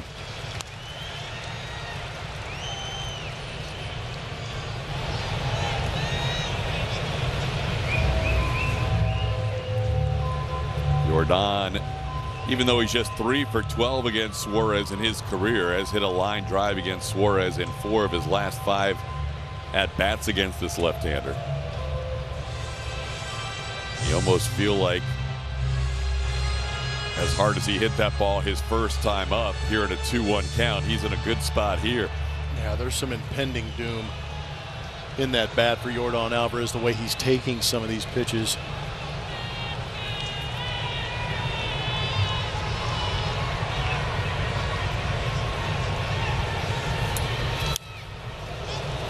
Pretty good rip of the fastball, fouled it away, 2-2. Suarez got through the lineup the first time in perfect fashion, but back-to-back hits to start this inning. Altuve and Pena with base hits, and now a 2-2 count on Alvarez.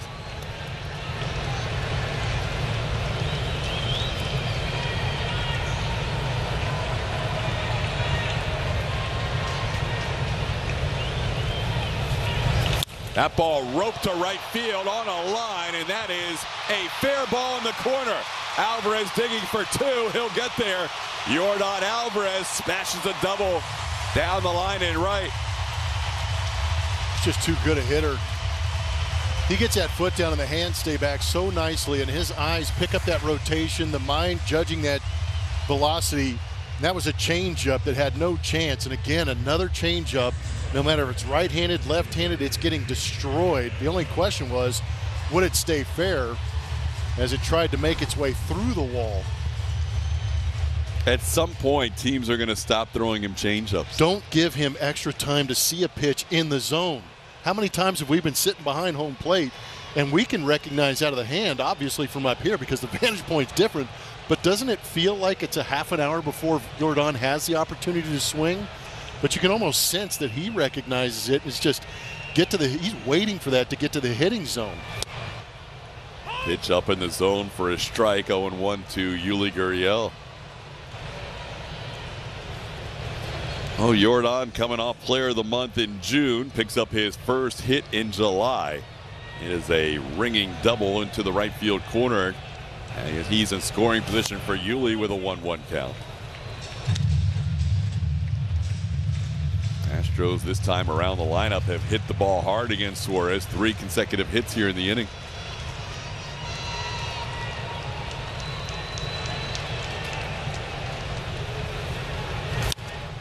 The ball popped in the air into right field, playable for Taylor Ward. He'll call off Stefanik and make the catch for out number 2.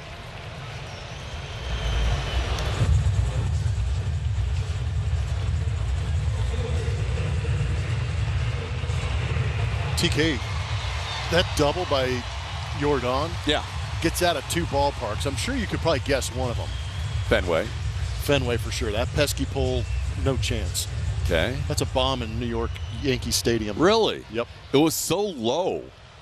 I didn't think it had the height to get out at any other park other than Fenway, but that's interesting.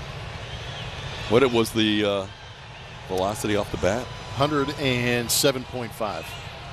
Not too shabby. Yeah, linea. Here's Kyle Tucker.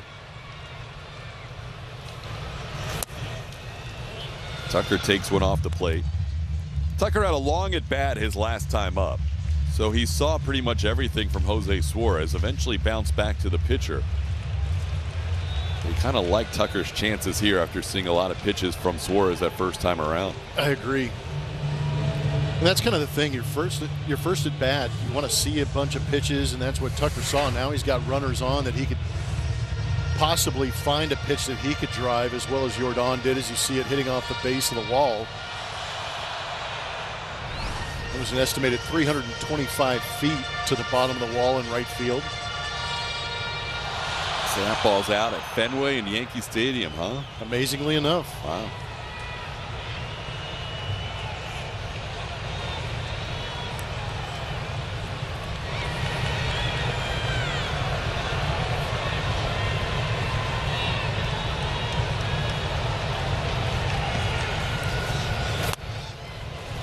Tucker doesn't even think about that changeup. 2-0. These lefties for the Astros, as they heat up, continue to do damage against left-hand pitching. Tucker on the season has hit very well against left-handers.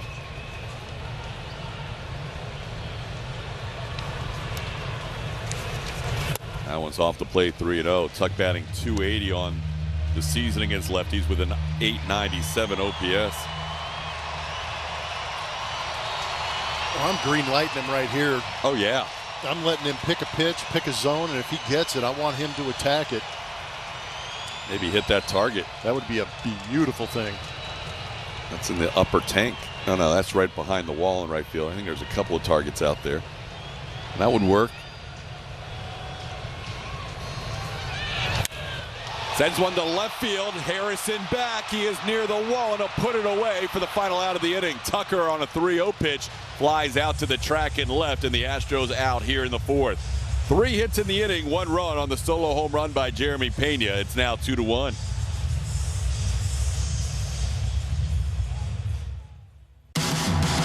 MLB Big Inning brings you the biggest plays of the night, live as they happen. Don't miss the ultimate baseball highlight reel. It's nonstop action on MLB Big Inning, every night on MLB.tv. Today, I consider myself the luckiest man on the face of the earth. Jackie Robinson searching home run into the left field stands. Here comes Roger Maris. There's a new home run champion of all time. I don't believe what I just saw. Cal Ripken Jr. has reached the unreachable star. This crowd on its feet and in unison. This one has a chance. Home run! Mike Piazza! The Boston Red Sox are world champions. Welcome to the first night of MLB Network. Number 600 for Jim Thome. That ball is gone. 106. That would be a new record. It is caught. Oh, what a catch by Mike Trout. The Cubs have finally won it all. The Atlanta Braves are world champions.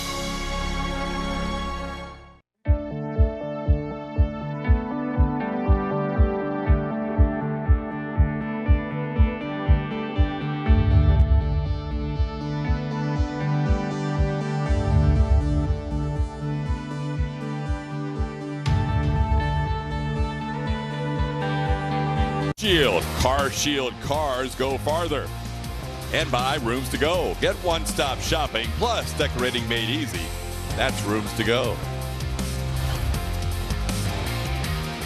On we go to the 5th inning. Astros cut the lead in half thanks to Jeremy Pena's 10th home run of the year. It's now a 2-1 game. Framber Valdez begins the inning with 80 pitches through 4. He would love a pitch-efficient 5th inning. He has picked up the last 10 outs, all via strikeout. Yeah, the last ball put in play for an out was Shohei Ohtani, second out of the ball game. He struck out Trout last time looking, and Trout looks at a called strike here to get down in the count 0-2.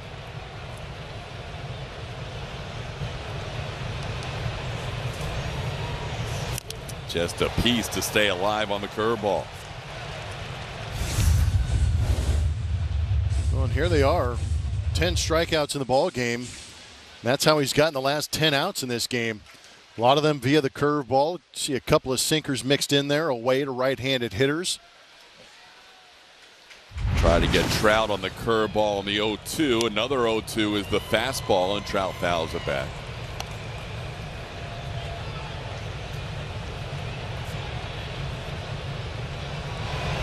Trout reached on an error his first time up and struck out looking.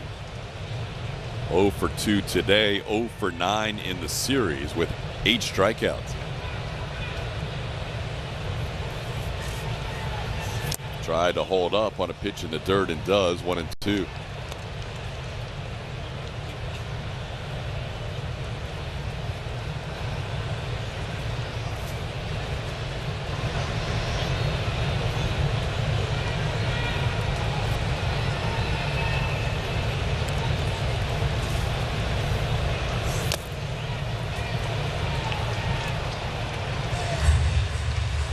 Framber is a guy who is working on a stretch of 12 consecutive quality starts. To pick up a quality start, you have to go at least 6 innings. That pitch count at 86 right now in the 5th.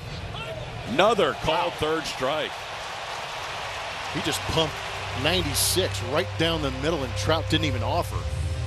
11 outs in a row via the strikeout. Back-to-back strikeouts of Mike Trout, looking with the fastball. I mean, right there. 12 called strikeouts of his 16 Ks during a 1-for-26 streak. If somebody interviews Mike Trout, do you think he's going to say that he has a tough time seeing the ball in Minute Maid Park? I think he might say that. He did say yesterday after the game he's got an issue right now with his stance. That's creating, he said his posture is off a little bit. That's creating a longer swing. Longer swing, but also keep you from pulling the trigger when you want to, too. Maybe that's the case right there. But I remember a couple of years ago him having a conversation with Alex Bregman out on the base paths where you could read his lips, where he said, I just don't see the ball here that well. I think he may need to rephrase that and say, I just don't see the ball. Because there's some at-bats. That one right there, 96, right down the middle. 2 strikes. Framber ahead of Ohtani 1-2. 11 strikeouts, matching a career high for Framber. And that is a new career high. Framber Valdez, a dozen strikeouts, getting Shohei Ohtani. The last 12 outs have all been via strikeouts. This is a pretty remarkable run that Framber Valdez is on, and power curveball, the lower half from Shohei Ohtani, headed towards the Astros dugout as he tried to make contact with that pitch. Now Framber has struck out everybody in the lineup at least once, as he got VR and Shohei this time around. 5 consecutive batters has struck out. Now a line drive single by Taylor Ward with 2 outs in the 5th inning. That is just the 3rd hit of the game for the Angels. And they almost backdoored him. Maldi tried to sneak in behind Taylor Ward and took a throw. Maldi wants them to look at this. Called safe by Brian Knight. But Maldi's telling his dugout that you might want to review this if we have a good angle. Maldi's convinced that he got the out at first base. I think they're going to look at it. So Ward was on first. Yuli was off the bag, but Martin snuck in behind him. That's some of that savvy veteran working right there. Kind of surprised us. First base umpire Brian Knight calling Taylor Ward safe.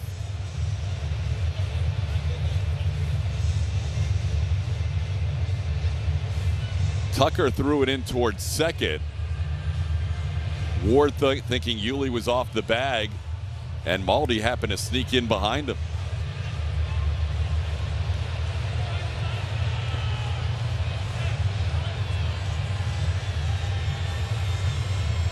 All right, Blummer, tell me what you see here, because we didn't notice it initially. Foot off the bag, foot off the bag, foot off the bag.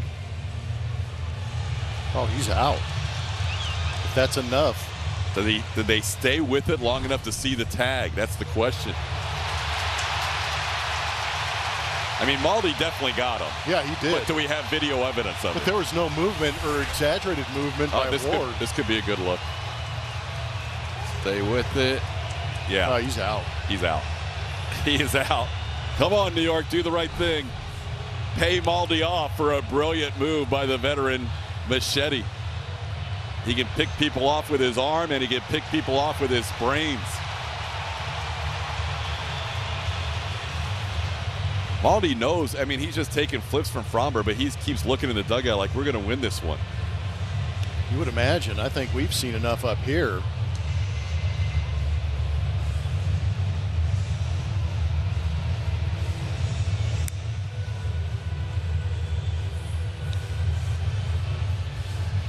Coming into this game talking about strikeouts. Yeah.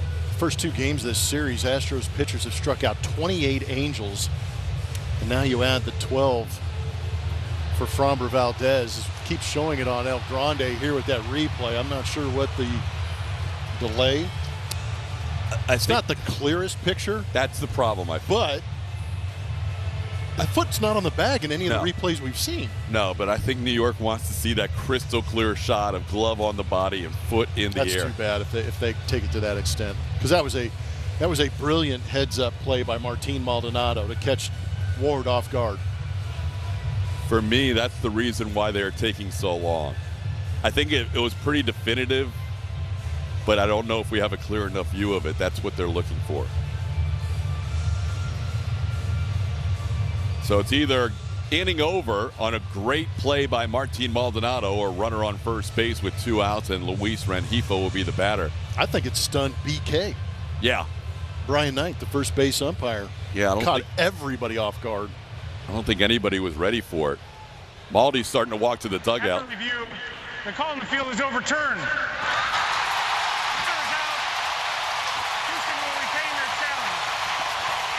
A standing ovation for an overturn because Machete's that good.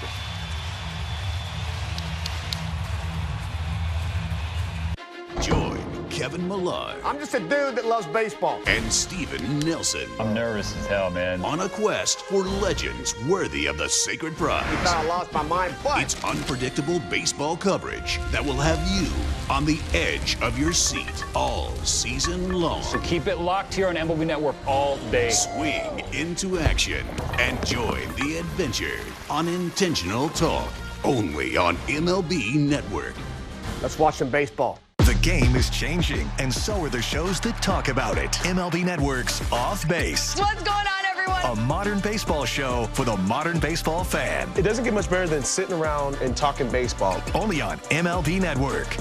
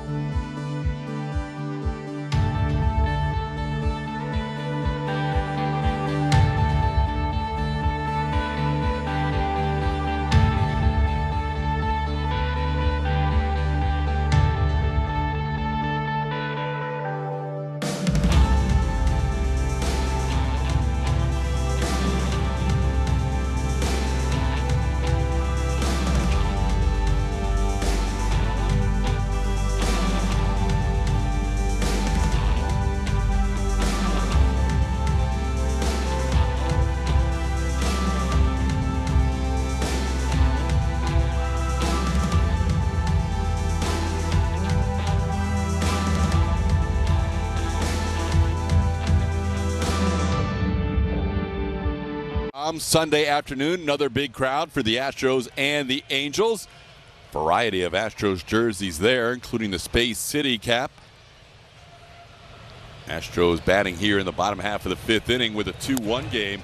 Great play by Martin Maldonado to get out of the top half of the 5th inning. Framber Valdez with his lowest pitch count of the game in the 5th with just 12 pitches. Thanks to his veteran catcher's heads-up play behind Taylor Ward.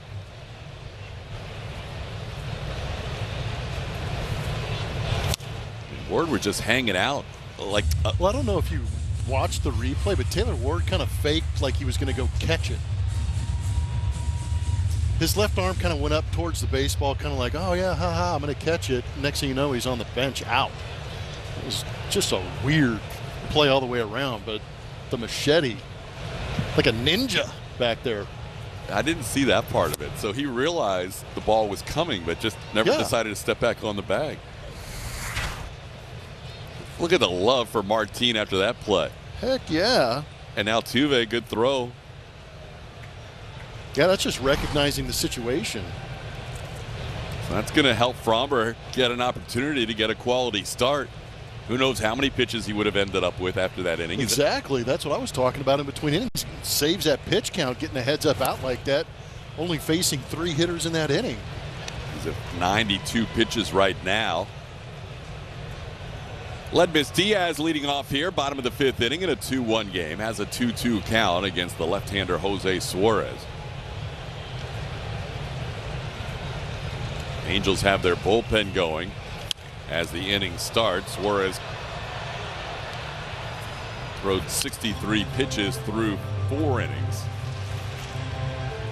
They have Oliver Ortega warming up in their bullpen. That guy does all the little things so well to help you win baseball games.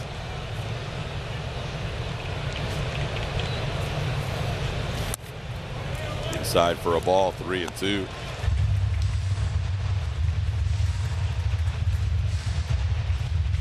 Led his flight out to right field his first time up. A lot of fly ball outs today from Jose Suarez.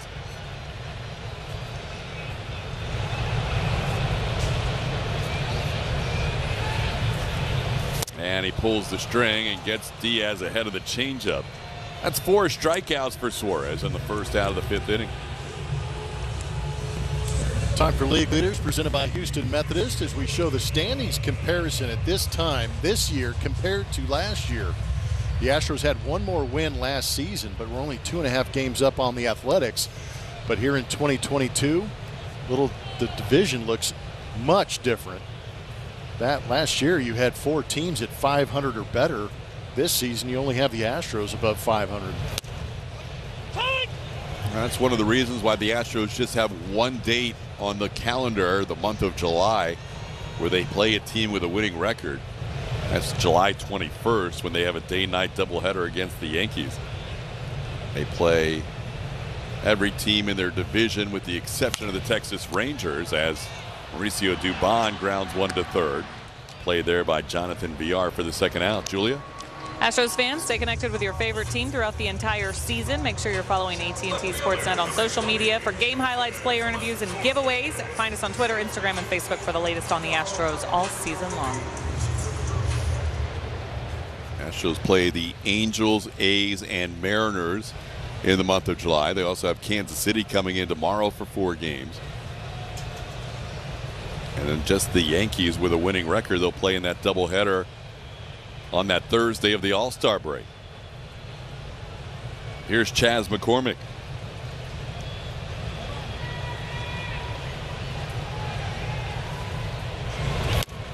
Chas struck out swinging his first time up. Takes a pitch off the plate, 1-0. Chas has hit home runs in back-to-back games. Looking to hit home runs in 3 straight for the first time in his career. Also hit home runs in back-to-back games May 15th and 16th at Washington and Boston this year. And he checks his swing and fouls it twice, 1-1. Be a penalty in golf. Yeah, it's not easy to do.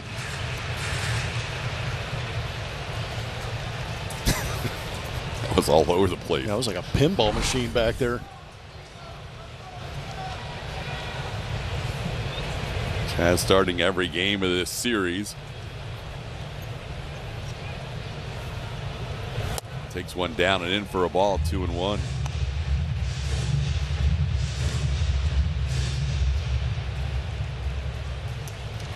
Suarez looks out there and realizes there's bullpen action. He would like to get through 5 with the lead. He's at 75 pitches. It's not a guy that normally gets to 100 pitches. Ortega is ready if needed.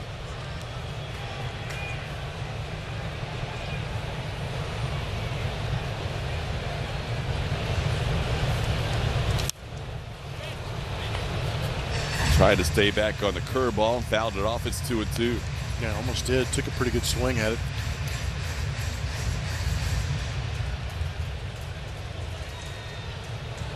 There's Bill Hasselman, the acting manager today. Ray Montgomery, who was the manager of the first 2 games, serving his suspension beginning today. Phil Nevin will continue his 10-game suspension as well.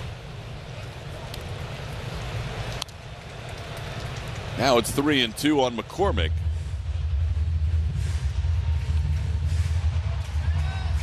Chas has been very good against left-handers this year. I'd like to see him get a hold of one right here.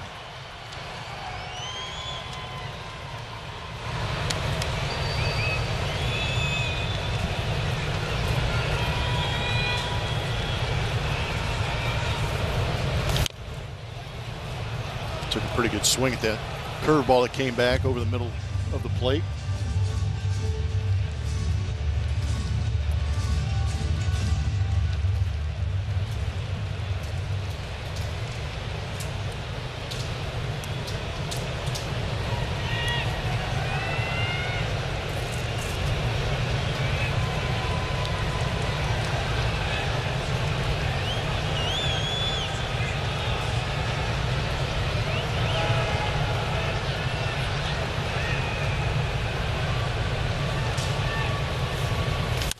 There's a line drive. That'll get down for a base hit.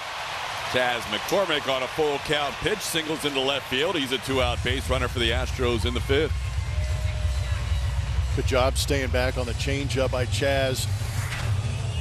Center cut, but you still got to wait back on it and put a good swing on it. And that's exactly what Chas did, pulling it into left field to extend this inning with 2 outs and get Maldi to the plate. He's not going to get a chance to face Suarez. He's had a big series, Martin has, both offensively and defensively. And the interim manager, Bill Hasselman, wondering if he wants to have Suarez facing Maldonado. Tough decision for Hasselman in his first game as a manager. The former catcher, he knows that his pitcher's 1 out away from qualifying for a win with a 1-run lead, but he's also trying to win the game. He might not take him out here. No, he does. No, but I think that was the dilemmas. Do you leave him in trying to get Maldonado? Some of the pitches by Suarez in this inning, in the last inning, have been getting hit hard, and you just saw that last changeup stay over the middle part of the plate. That might have convinced Hasselman. Suarez does not look pleased to be lifted from this game with 2 outs and a 2-1 lead, but Martin Maldonado will see a new pitcher when we come back.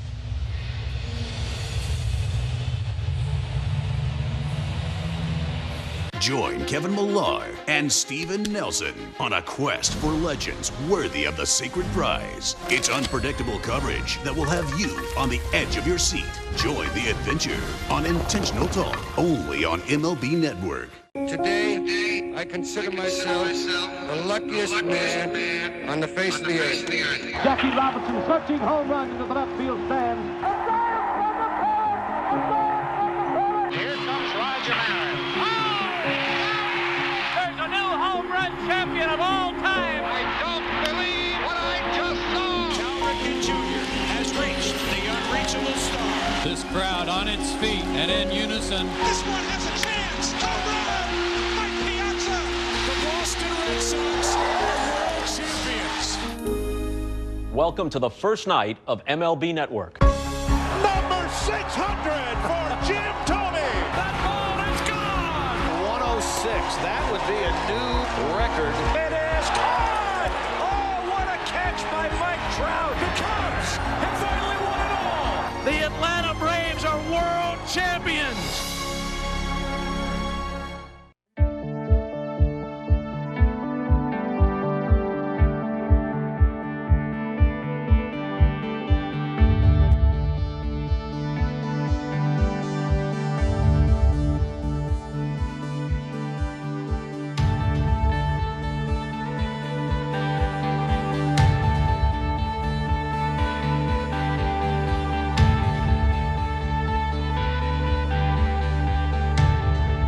Of the 5th with 2 outs. Astros have 1 on. Here comes Martin Maldonado coming off a 2-home-run game where everyone was pleased to see him come through with the bat. They love him so much. He does so much for this team. He's having a great stretch with what the pitching staff is doing, but he said for him, there are times when offensively he can get really frustrated. He just keeps putting in the work. He's seeing the ball a little bit better right now, and he said, when I can help out with the offense, it makes my day that much better. Let's see if he can make today that much better, TK.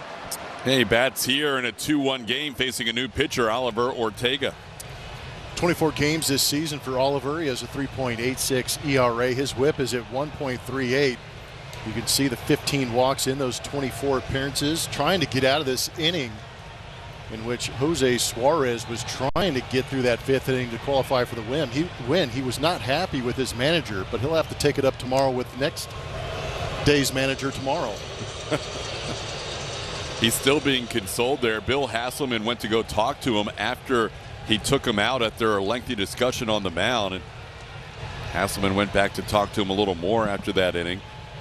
Tough spot for Hasselman and tough spot for Suarez to have to leave the game up 2-1. Wasn't like his pitch count was that high. He was at 79 pitches. Had thrown 87 the previous start. But the Angels wanted a righty to face Martin Maldonado here. Suarez had struck out Maldonado on 4 pitches his first time up.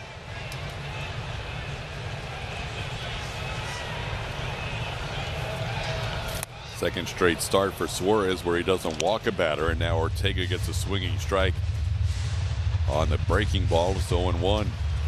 Now Ortega's fastball, curveball, the fastball averaging 96 miles an hour. Throw that curveball to right-handed hitters around 38%.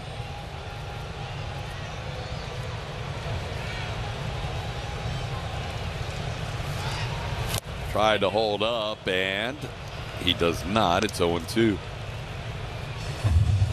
Maldi getting down in the count after a couple of curveballs from Ortega.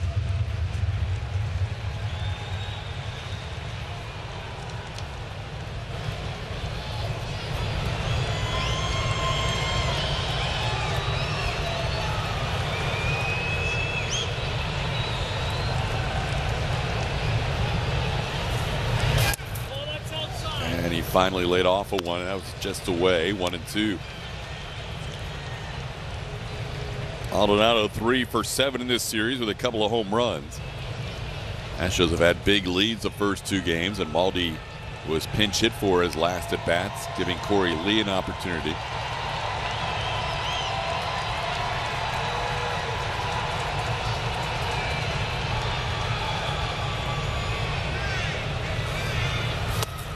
That one way off the plate, 2-2. Chas McCormick on first base with 2 outs. He's being talked to by Omar Lopez. Omar and Joe Espada back with the team today. Glad to see those guys after a couple of days away with health and safety protocol. There's Espada, the bench coach, back next to Dusty on his right side. Can't even imagine how happy Omar and Joe Espada are to be back in that dugout. Those are 2 guys that work extremely hard. They must have been bored out of their minds the last couple of days. Upstairs, 3-2. Now Omar will remind Chas, you got to go here. 3-2, 2 outs. Yeah, that's the conversation. You make sure he goes home, and then you take off and take a peek in and see where that baseball is. Hopefully it's Maldonado shooting a gap, and we can see Chas hustling around the base paths. Saw Altuve on deck. Altuve has a 3-run home run in his career against Ortega. See if he gets an opportunity this inning.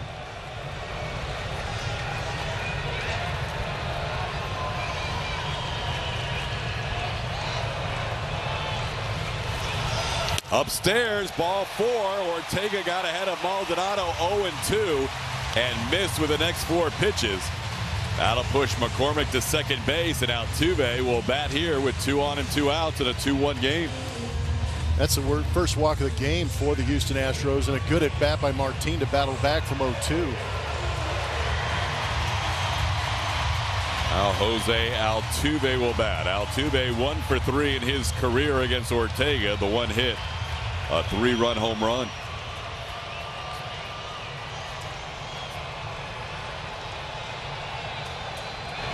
Altuve singled his last time up, but he was out trying to stretch a single into a double.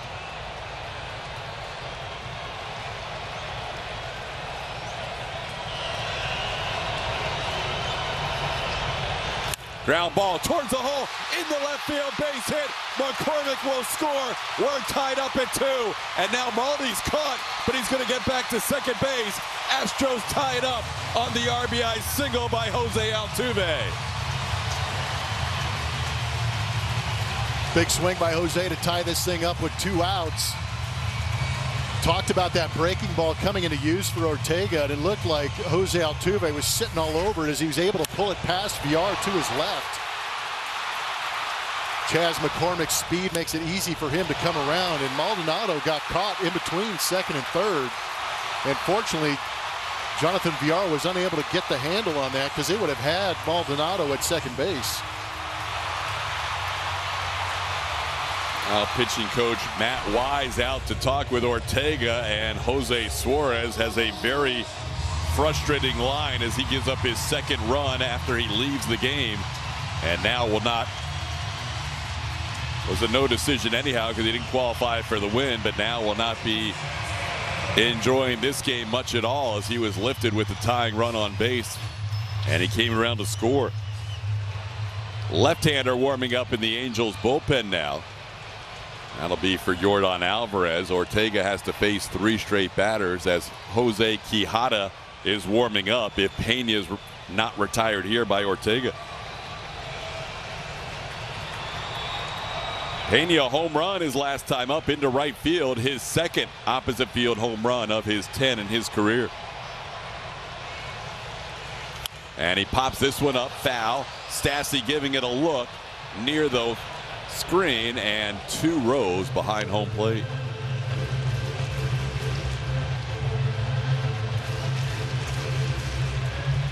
Pena hit an opposite field home run against the Seattle Mariners and Marco Gonzalez in Seattle, and then this was his second.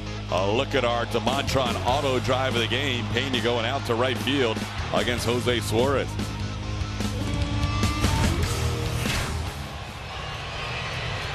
Suarez, as Blummer mentioned, not giving up a lot of home runs this year, just the 6th home run he allowed. Now Pena, a good swing at 96, fouls it straight back. It's 0-2. Got a very good swing. He's taken a couple of good swings to get in this 0-2 count. Remember, the Angels do not have a full bullpen today. Raisel Iglesias electing to take his suspension today, so they do not have their closer working with a 6-man pen today. I think I saw where Iglesias got it knocked down from 2 games to 1 game too. So today's the day. They were without Ryan Tepera the first 2 games of this series. Who? 0-2 pitch, line drive off the glove of VR. Everybody's going to be safe. Bases will be loaded. A diving attempt by the newly acquired Jonathan VR, and he didn't come up with a line drive. That'll be a hit for Pena to load him up. Pena's swing looks like it's on time, and he is showing some lightning quick hands through the zone. VR getting introduced to some exit velocity off the hands of Jeremy Pena. He was there, just hit off the thumb or the heel of the glove and shot out of there far enough away to get everybody safe on the base paths, and Hasselman has to go back out there and try and find an answer for Yordan Alvarez in a tough situation. So Yordan will be batting with the bases loaded and 2 outs in a tie game. Jose Quijada will be the new pitcher. You want to be with us right after this. I was noticing a lot of hair loss. Started being known as car ain't got no roof. Definitely looked like a skunk look. That big highway going through the side. I was like, oh, okay, I can't do this anymore. I went to forhims.com, started the consultation, and within a few days, got my products. The process is super easy. After about the 2nd month, I started to see true results. It is amazing. This is really great. Yeah, the roof got put back on. Start your free online visit today at forhims.com. We asked retired MLB pitcher CC Sabathia to hit in Win Reality. You get nervous? Yeah. A VR training tool for hitters. Who is he hitting against? Oh, here we go. Himself. Man, I'm good. Both of me. Hitters see game speed pitches, improved timing, pitch recognition, and confidence in the real game. How many MLB home runs did you have? More than you. Be ready for real. Win Reality. Hey, it's me. The summer breeze. I just flew back into town. Let's get outside.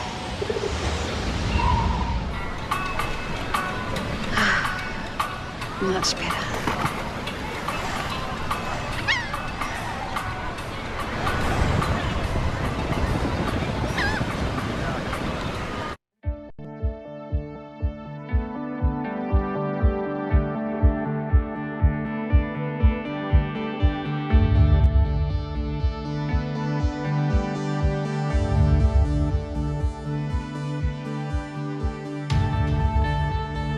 Fifth inning, 2 outs, bases are filled. Yordan Alvarez, the hitter. AL Player of the Month in the month of June will face a left-hander, Jose Quijada, out of the bullpen. Left-hander has experience against the Astros, facing them in 6 games out of the bullpen. Has a 3.38 ERA career against the Astros on the season. Has a 2.38, pretty good numbers. How about last time he pitched in this ballpark against the Astros? He came in, pitched an inning, gave up 2 earned runs. It came on the home run off the bat of Kyle Tucker, who is waiting in the wings. Oh, big spot for Quijada. You see his numbers on the year. He has faced Alvarez 3 times in his career. Jordan 1 for 3 with a single against him. All those at-bats came last season. Big man doubled at 107 miles an hour his last time up. He lined out at 112.8 miles an hour his first time up. And he swings to the first pitch and hits a high fly ball in the shallow left field. Quijada may have gotten out of the jam, and he has, as Harrison puts it away for the final out of the inning. The Astros score a run on 3 hits and a walk to tie up this game at 2. We're through 5 innings. So a few months ago, I realized I couldn't deny it anymore. I was losing my hair. And then I found Hims. I went online, I answered a few questions, and a licensed healthcare provider prescribed me this new spray. It's the only spray of its kind, and it's made with 2 clinically proven ingredients. The results have been amazing. This is a life changer. I only wish I'd started sooner. I tell all my friends, you've got to start now. Like if you could start yesterday, do that. Regrow your hair in as little as 3 to 6 months. Visit 4hims.com. With the Game Time app, I paid 60% less than this guy. What? And it's not just sports tickets. It's also concerts. Seriously? Performances, too! Oh, come on! Game Time finds you the best last-minute deals and guarantees the lowest price. Am I underdressed? Download Game Time. Last-minute tickets, lowest price, guaranteed.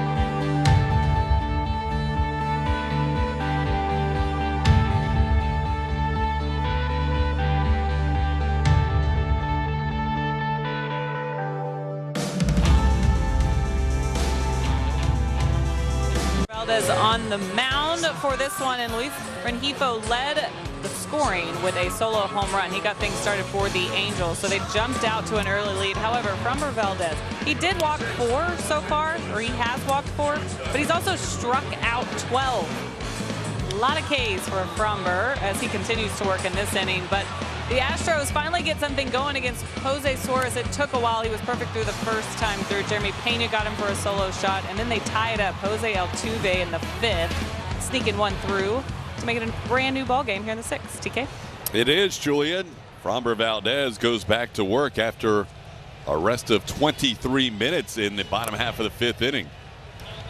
Framber starts the inning with 92 pitches thanks to that heads-up play by Martin Maldonado to get them through the 5th inning. Luis Rengifo hit that solo home run his first time up and struck out his second time. Will lead off here in the 6th inning. Ground ball right to Jose Altuve. Altuve will make the play, and Rengifo retired for the first out of the 6th inning. Now a word from Jack in the Box. My $5.99 double bacon cheesy Jack combo with double the bacon and double the cheese. Order on the Jack app today.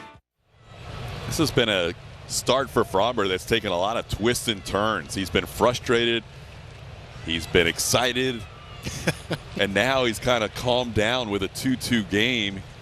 He's been mad at himself at times. He's not loved the strike zone other times, but he now finds himself in a whole new ball game and has already set a career high in strikeouts. Yeah, it's turned into the 50 Shades of Framber. 59 shades today. That's his number. Strike at the top of the zone. Now he's getting a little bigger zone there.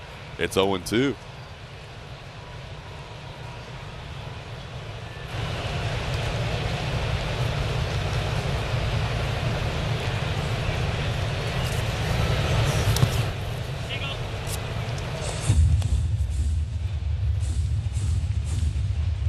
1-2 the count. Michael Stefanik in his first major league start has struck out twice against Framber Valdez, both times swinging.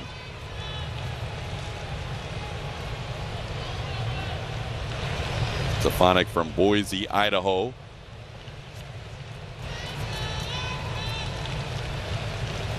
Makes his debut today. 26 years of age. And he goes down for a third time. That is 13 strikeouts for Framber Valdez, continuing to increase his career high. Much more efficient in this inning, attacking that strike zone. And again, young hitter out of the hand, looks like a strike. And then you get to introduce yourself to high spin, and it's tough to connect.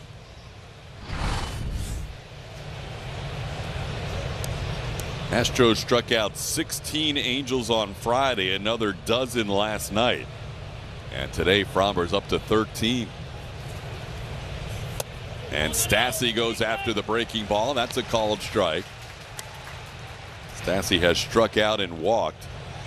When he drew a walk, it was the fourth walk allowed by Framber Valdez. But since then, he struck out the next 5, allowed that single that Maldonado got the out on. Now a ground out and a strikeout this inning as Framber has thrown exactly 100 pitches with that last delivery.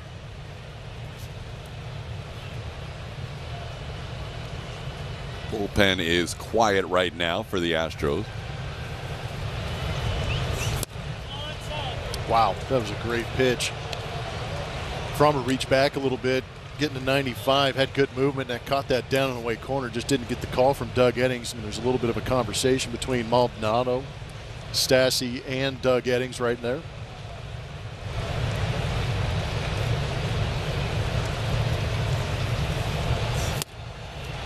There's a strike on the corner, 2-2. That was a beautiful job by Framber to step right back on the mound, say yes to Martin, and execute a beautiful fastball on the outside corner to get back in the count, 2-2. Framber actually shaking the pitch calm signal and now ready to go. Curveball drops low, 3-2. That was a good one too. Stassi has seen that curveball as a catcher, catching Framber in 4 starts, and now as a hitter. Trying to negotiate here with a 3-2 count. Stassi is 3 for 9 in his career against Framber. And he draws another walk. Back-to-back walks for Stassi, 5 in the game for Framber. Stassi's a 2-out base runner. Celebrate Independence Day with Astros baseball as the Astros take on the Kansas City Royals tomorrow. Visit astros.com/tickets. With that last walk, Astros get their bullpen going for the first time. As Framber will go after David McKinnon, who was struck out twice today. Fastball upstairs for ball 1.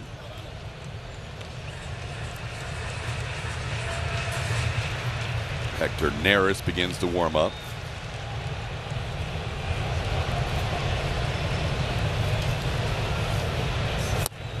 There's a strike, 1-1.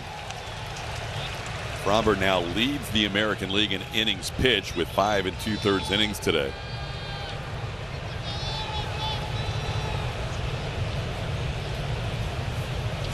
Ground ball towards Altuve. Should be the end of the inning. Altuve's throw on the money, and that will do it for the Angels. Framber Valdez, a career high 13 strikeouts through 6 innings, allows that many runs, 2, and it's 2-2 as the Astros bat in the bottom half of the 6th.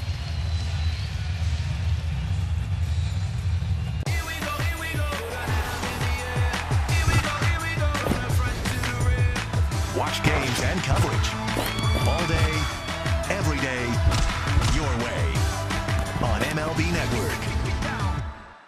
Today, I consider myself the luckiest man on the face of the earth. Jackie Robinson searching home run into the left field stands.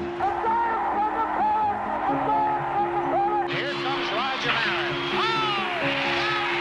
There's a new home run champion of all time. I don't believe what I just saw. Cal Ripken Jr. has reached the unreachable star. This crowd on its feet and in unison. This one has a chance. Home run. Mike Piazza. The Boston Red Sox are world champions.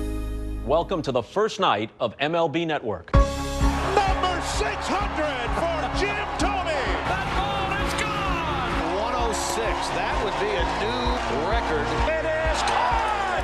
Oh, what a catch by Mike Trout. The Cubs have finally won it all. The Atlanta Braves are world champions.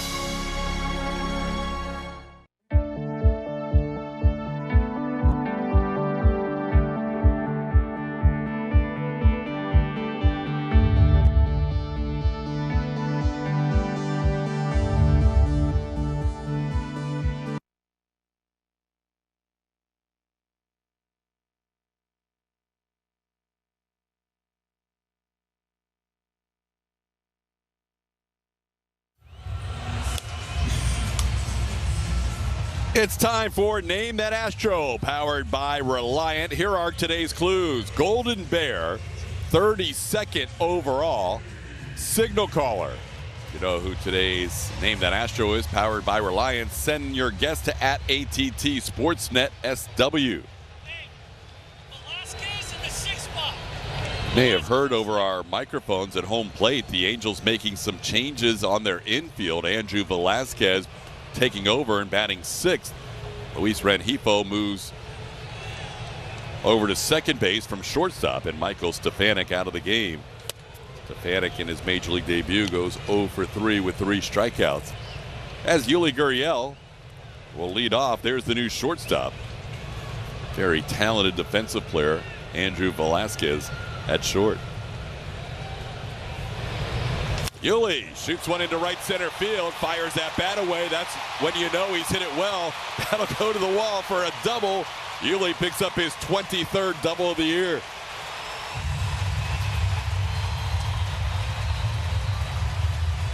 La Pina. That's when you know things are going well for Yuli, is when he takes fastball down and away and is able to rocket it the other way. That is a beautiful swing down through that pitch, as he hits it hard at 103.9 miles an hour into that right center field gap to put himself in scoring position for the 23rd time this season. Came in 4th in the American League in doubles and picks up another one. He is going to be on a pace for near 50 doubles on the season. So now the Astros have the go-ahead run at second base. They have never led in this game, as Kyle Tucker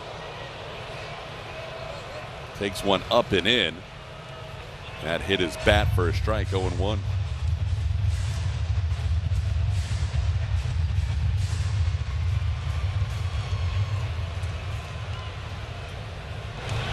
Tucker has bounced back to the pitcher and flied out to left. Facing another left-hander, this time Jose Quijada, after facing Suarez his first 2 at-bats. Tuck 2 for 4 with a home run against Suarez, against Quijada, as he sends one to right field. Don't think it's deep enough to advance Gurriel. Coming in is Taylor Ward, Yuli with a bluff. And that's the first out of the inning.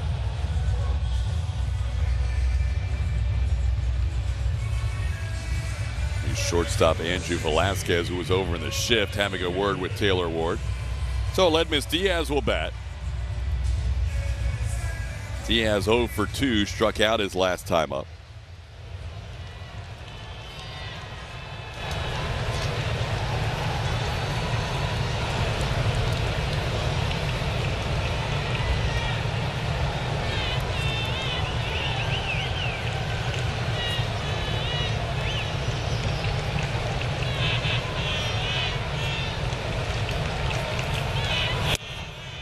That one upstairs for a ball, 1-0.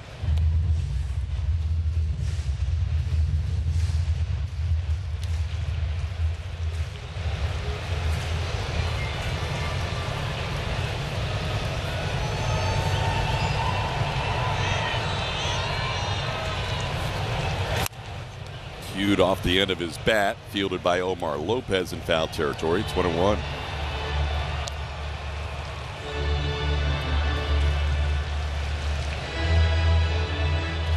A Yuli leadoff double has not always led to success recently for the Astros. That's a good point.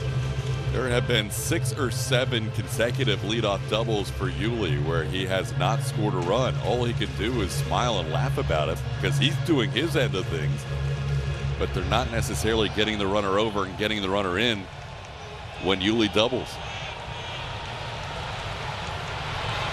See if Aledmus can change that in this inning.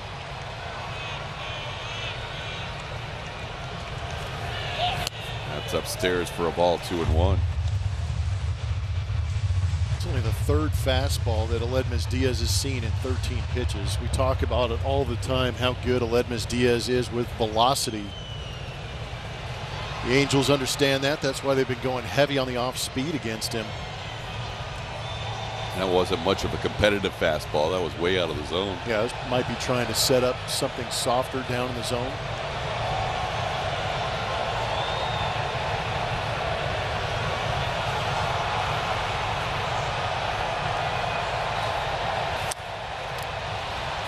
Out of the way, 2-2.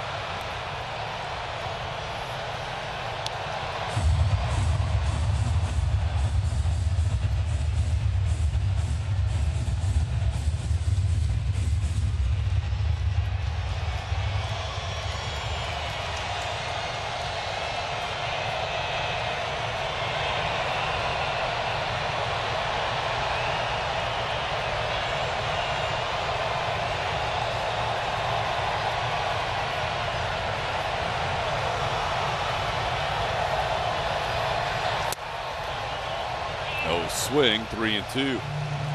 So I went back in my book. Yuli Gurriel doubled against the Kansas City Royals as a leadoff double in the 4th inning against Brady Singer and came around to score in Kansas City. That was back last year. That was back in the first weekend of June. Since then, 6 leadoff doubles where he has not scored. Wow. He did some digging. It's been a while. It felt like it's been a while, and it's been a month. So Yuli's due to score after a leadoff double. That's upstairs now, 1st and 2nd with 1 out.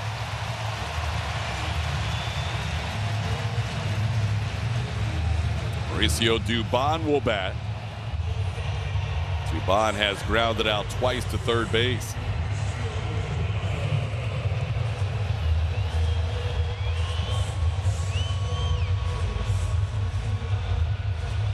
Dubon has faced Quijada only once and struck out, which is unusual for Dubon. He doesn't strike out much. He's had 62 plate appearances as an Astro and has struck out just once.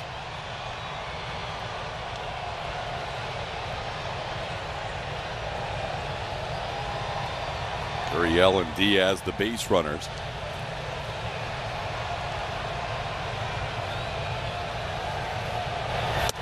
Down and in, backs Dubon off the plate.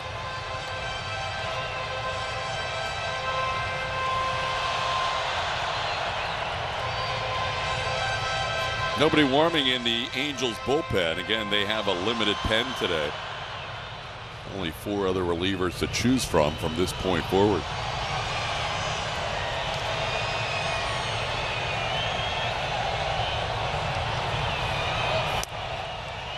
That one catches the plate. 1-1.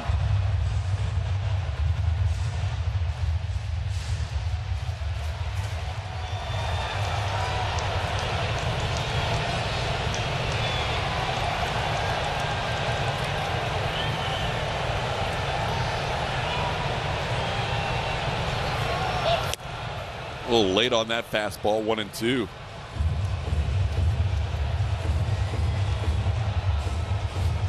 Chas McCormick waits on deck.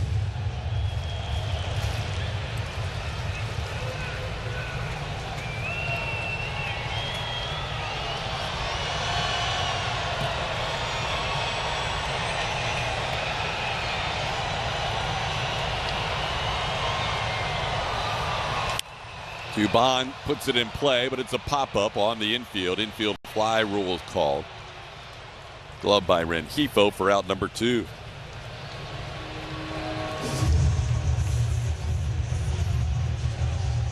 Now a word from Mattress Firm. Mattress Firm's Season of Dreams sweepstakes could take you to the All-Star Game. Go to MLB.com/Season of Dreams to view official rules and to enter the Season of Dreams sweepstakes today. 2 outs in a tie game. Framber Valdez will leave the game after 6 innings. Another quality start for Framber Valdez. That's 13 in a row. Longest streak in the major leagues this season. Had to dance around 5 walks today. Picked up a career high 13 strikeouts. Hector Neris will get the ball in the next inning. If Framber's going to get a win in this game, Astros need to get a run home with 2 outs here in the 6th inning. Chaz Singleton scored his last time up.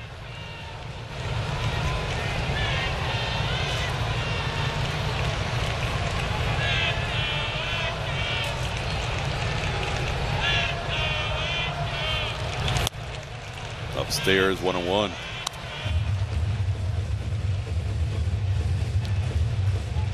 McCormick was the last batter that the lefty Jose Suarez faced.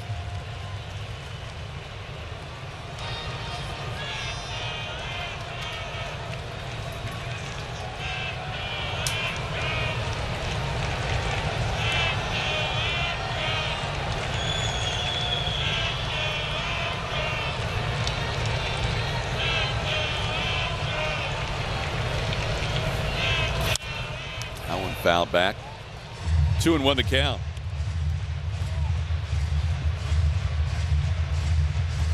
Astros so far with 3 hits and 2 walks against the Angels bullpen in 1 inning of work. Tejada having trouble with the pitch comm, and Al Stassi will go out and have a word with his left-handed reliever.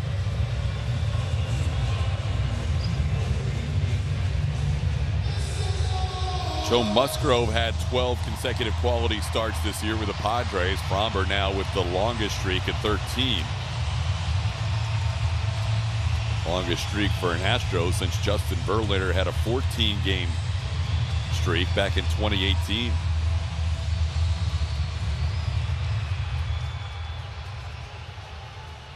Framber looking for a big hit from Chas McCormick here with a 2-1 count.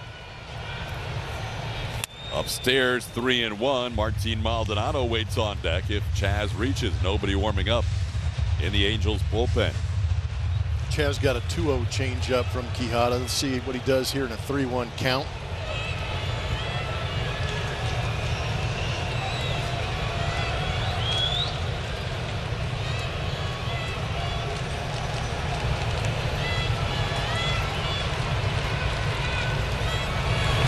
Off the plate, ball 4, bases will be loaded. Second walk of the inning issued by Quijada. And now he'll face Martin Maldonado with the bases full and 2 outs.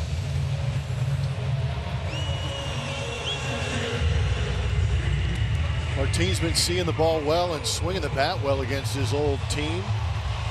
Did a good job working a walk in that last at bat. Went from 0-2 to 3-2 before getting that walk. He's got a big moment right here with 2 outs. He could push across the go-ahead run.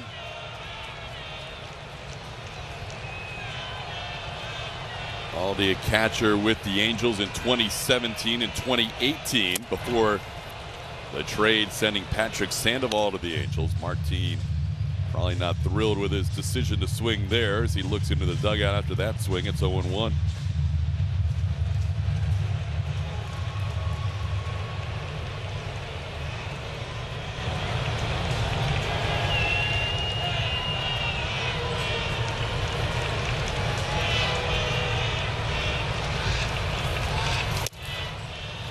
Try to go back out there with a changeup, and Baldy takes that one. It's 1-1.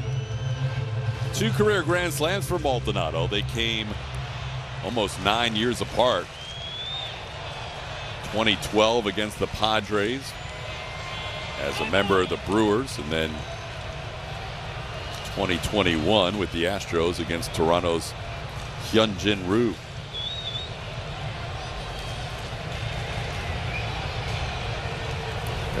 Ryu on June 4th of last year. Way upstairs.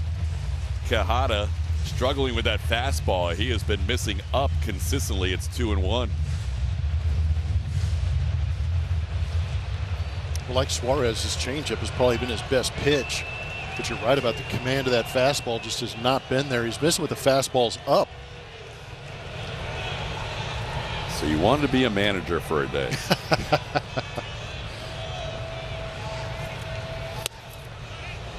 Top of the zone strike, 2-2.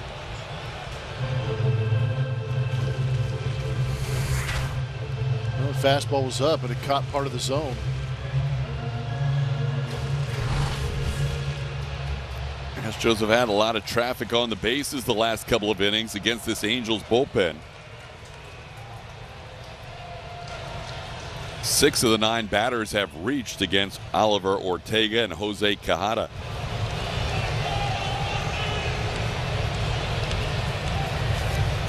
Foul tip caught by Stassi, and that'll do it for the Astros in the 6th inning.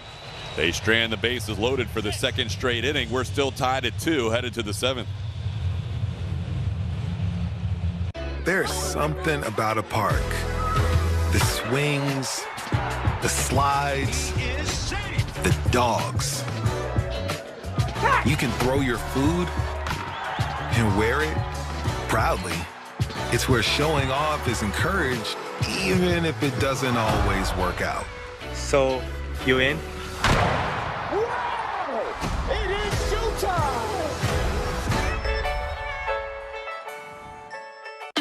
Hey kids, join MLB Network and your favorite players for a show made just for you. Play ball. It's all the big moments, bat flips, and amazing plays from an exciting league of baseball and tips to up your game. Saturdays, 10 a.m. Eastern on MLB Network.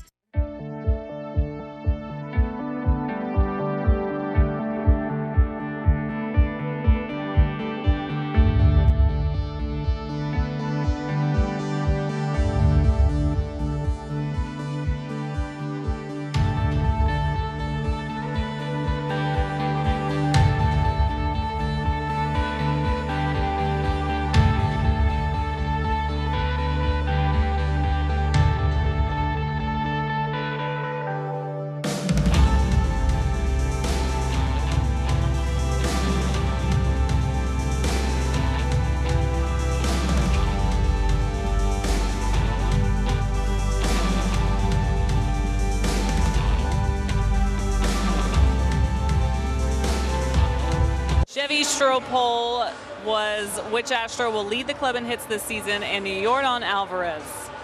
You know, he's fallen short in recent Chevy Stroh polls, so look at him with a big win today, 56%. He's got 75 so far and counting. TK? And a big hug from Alex Bregman. Some brotherly love right there being shown from Bregman to Yordan. That's either a hug of love or a hug of give me some of what you got. Crawford Bach call to the bullpen is going to show you Hector Neris coming into this game and making his 36th appearance as he gets loose for this inning. On the season has a 3.62 ERA. His whip is very good, well under 1 at .84. 34 strikeouts with that fastball, slider, and split combo that he comes out of the pen with. He's been very good for the Houston Astros.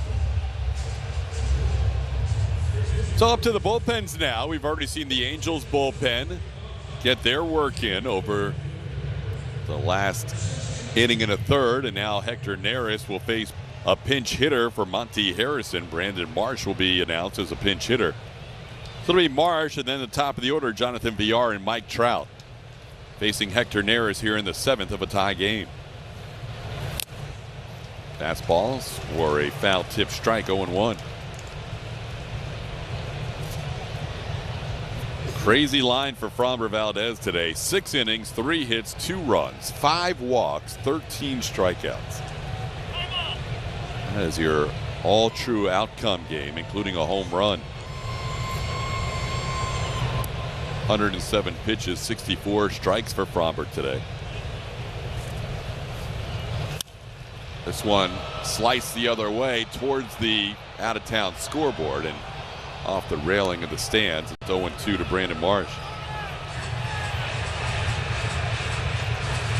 13 of the 18 outs were strikeouts. There was also an out on the base paths when Martin Maldonado snuck in behind Taylor Ward. Framber also had 3 outs with ground outs and a fly out. Shohei Ohtani, the only one that hit one for an out to the outfield today. 0-2 pitch misses off the plate, 1-2.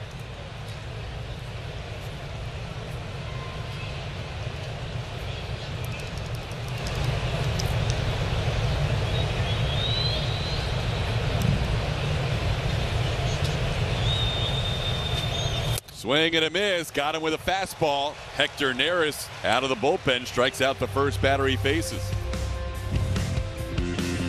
Framber did a heck of a job today. It was a little bit of a battle early on as he was trying to get that focus back and get in the zone. Walks did pile up. You see him 5, but he set a career high in strikeouts. Eventually getting 11 straight strikeouts to get to that career high of 13 on the season. Took every one of those 107 pitches to get through those 6 innings as he continues that quality start streak. We've talked about it before. Each starter's personality is so different. You always know what Framber's feeling on the mound. And there were times today where he was frustrated, but he still comes out of it with a brilliant outing and another quality start. He continues to give his team a chance to win. He just finds a way. And you're not going to be perfect every single day, even though we've come to expect it from this starting staff.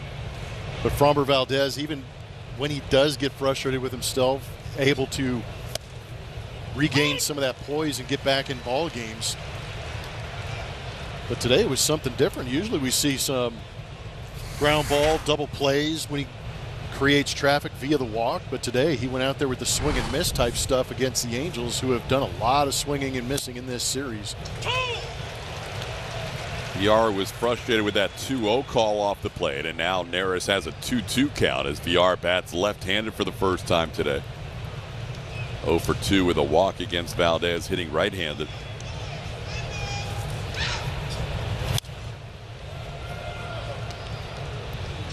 Former Astro fouls one away, 2-2.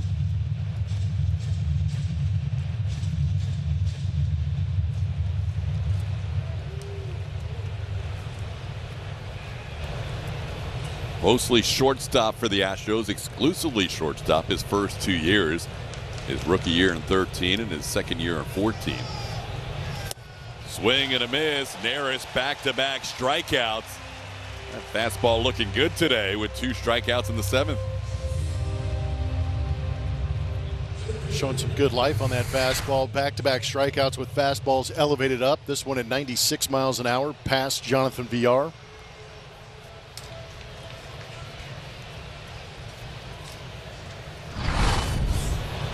So that'll bring up Mike Trout.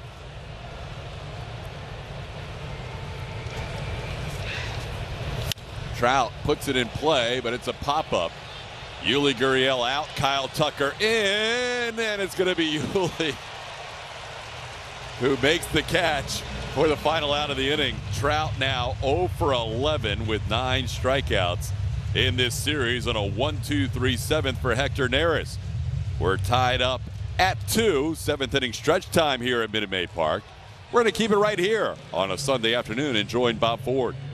Proudly celebrates 246 years of independence. We now kindly ask that you please rise and join us now as we pause not only to honor our great nation, but to salute those who defend our freedom around the world each and every day. We're very happy to welcome back Miss Kendall Walker. Please join her for the singing God Bless America. God bless America, land that I love. Stand beside her and guide her through the night with the light from above. From the mountains to the prairies to the ocean wide with foam. America, my home, sweet home.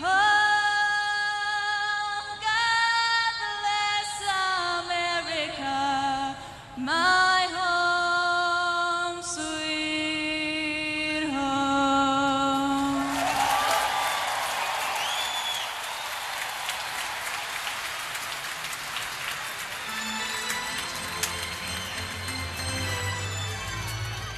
Evan Longoria, a guy last year who was one of the catalysts to a surprising Giants team. Meet Evan Longoria.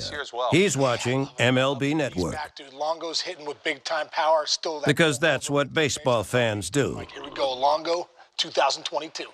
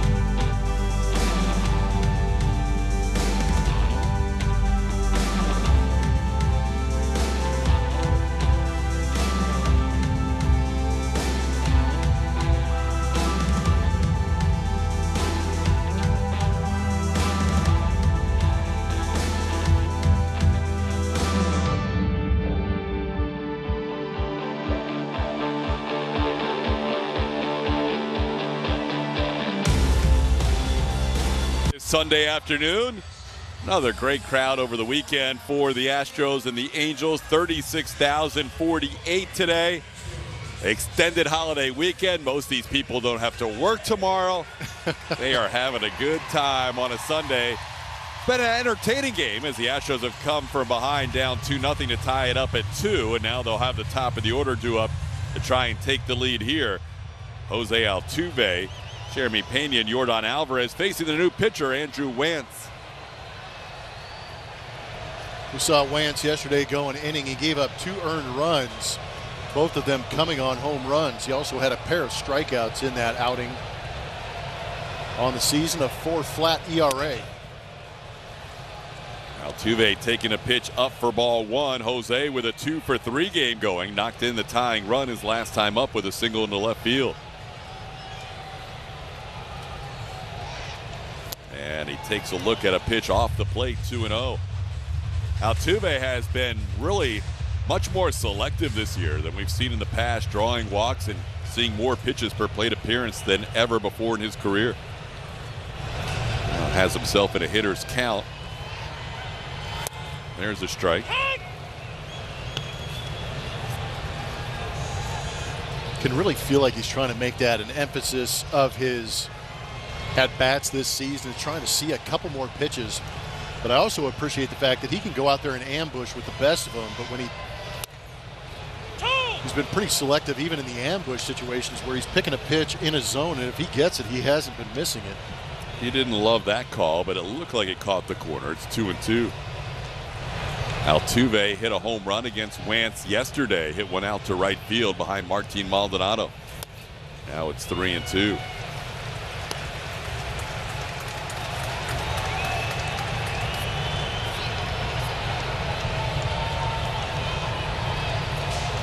Wantz, the third pitcher of 6 available out of the bullpen for the Angels today. Jose Quijada worked out of a bases-loaded situation last inning. On the ground towards third, glove there by Villar. And Villar throws out his former double play partner for the first out of the 7th inning. Every Tuesday night is Dollar Dog Night, presented by Texas Chili Company at Minute Maid Park. Enjoy $1 hot dogs all game long every Tuesday night game throughout the season. Visit Astros.com/$dogs to get your tickets.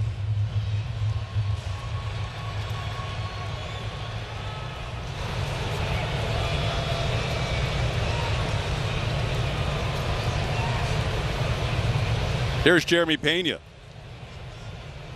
Pena 2-for-3, a home run to right field, and an infield hit his last time up, a ball off the glove of Jonathan Villar. Takes a strike here.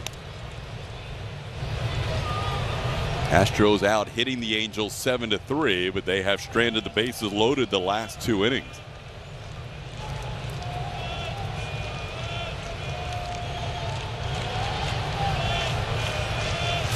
More bullpen action going for the Angels, but it's a lefty who is warming up.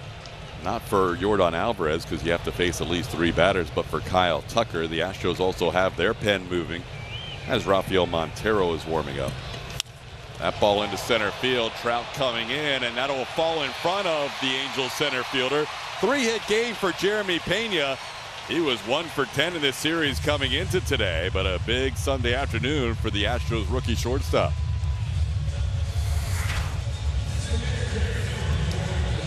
Off the end of the bat, you see the eyes of Jeremy Pena saying, "Get heavy," and it did. Now Yordan Alvarez will bat. Yordan lined out to right, doubled off the wall in right, and then flied out to left field.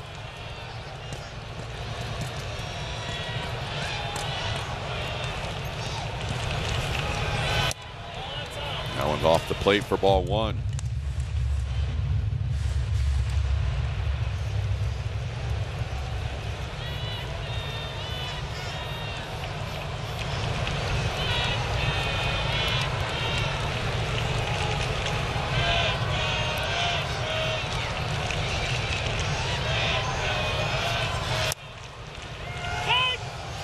Didn't have to be, but a called strike, 1-1. That one went the Astros' way in the top half of this inning.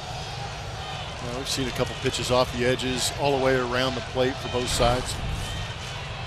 Yordan in his 3 swings today in play has averaged 104 miles an hour off the bat. Came into this game neck and neck with Giancarlo Stanton for the top highest average exit velocity, and that number will move up today based on what he's done so far.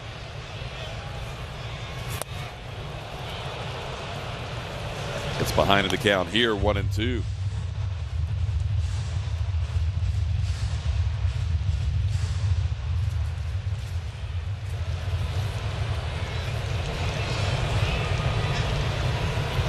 Wentz, after giving up back-to-back home runs yesterday, got Pena, Alvarez, and Bregman in order. Struck out Alvarez looking last game, and as I'm watching that pitch off the plate, it's 2-2.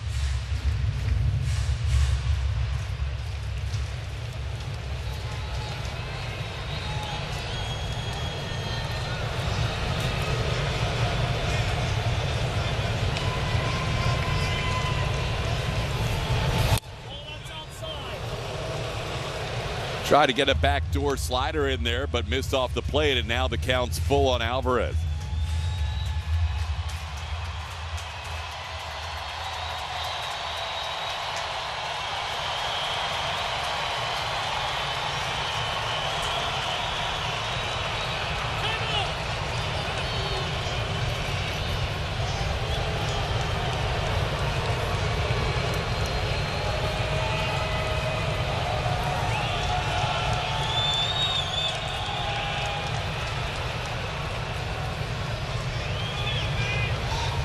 Pena on the go, chopped towards second. Pena's going to head to third. They're going to try to throw to third, and now Pena's tagged out. That was a heads-up play by Andrew Velazquez. Pena thought for sure they would get the out at first base, but Velazquez was able to make the play to third to retire Pena, who was trying to get aggressive on the bases. It's a tough play in the shift. You can see everybody pulled around. VR going to cover second base. And as soon as VR recognized it, he made a good break towards third base. So as heads up as that was for Velazquez to recognize, it was also very heads up and athletic of Jonathan VR to be able to catch that ball on the move and cut down Jeremy Pena.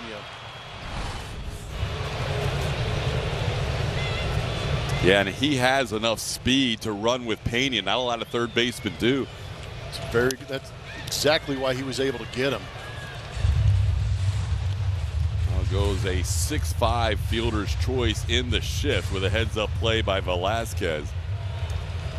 Now Yuli Gurriel bats with a runner on and 2 outs. Yuli doubled into right center field his last time up. As he fouls this one away, it's 0-2. Velazquez had to play quarterback too, right there and lead Jonathan VR with that. Yeah, I thought at the time it was going to be Pena beating the infielder to third base, but VR recovered in a hurry and was able to make a nice play.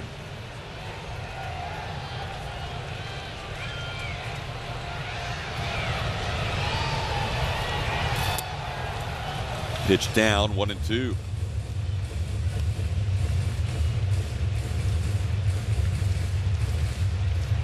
Astros trailed in this game 2-0. They got single runs in the 4th and the 5th. Did not leave any runners on base in the first 3 innings. They have left 7 on the last 3. That one's up. It's 2-2.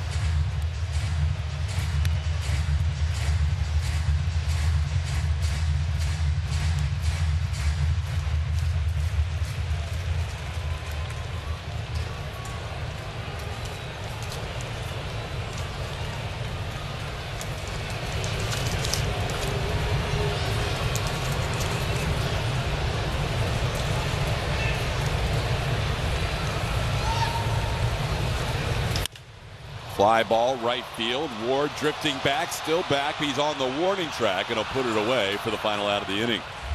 Yuli making a bid the other way, flies out to the track. The Astros with a hit and 1 man left on base. We're through 7, still tied at 2. Baseball's biggest moments are live on MLB Big Inning. MLB.TV's nightly show takes you from game to game for all the grand slams, no-hitters, walk-offs, and more as they happen. Wow, he can do it all! Don't miss the ultimate baseball highlight reel. This is some kind of awesome. After your game ends, the action's just heating up on MLB Big Inning. Every night on MLB.TV.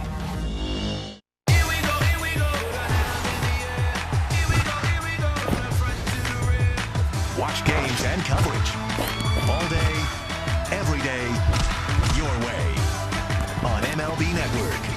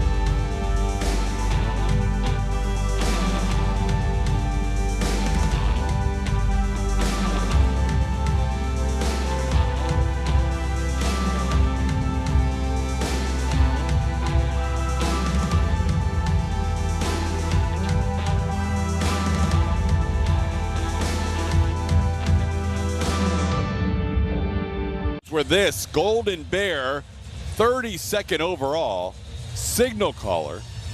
Should give it to you, Blummer, for the reveal. Your fellow Cal Bear. Yep, Corey Lee. He's got a couple of bats in the big leagues, looking to get that start behind the dish eventually, but as a junior at Cal, that's what I was talking about. He put up big numbers and earned the right to be that 32nd pick overall. 2019. Corey Lee, today's Name That Astro, debuted Friday as a pinch hitter, got another pinch hit at bat yesterday. On we go to the 8th tie game. Shohei Ohtani will lead off against the Astros' 3rd pitcher of the day, Rafael Montero.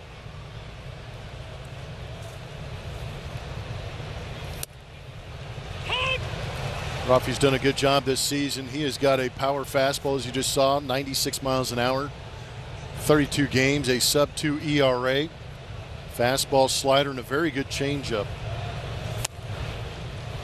Just dots him up, getting ahead 0-2. It's a pretty effortless 97 on the outside corner.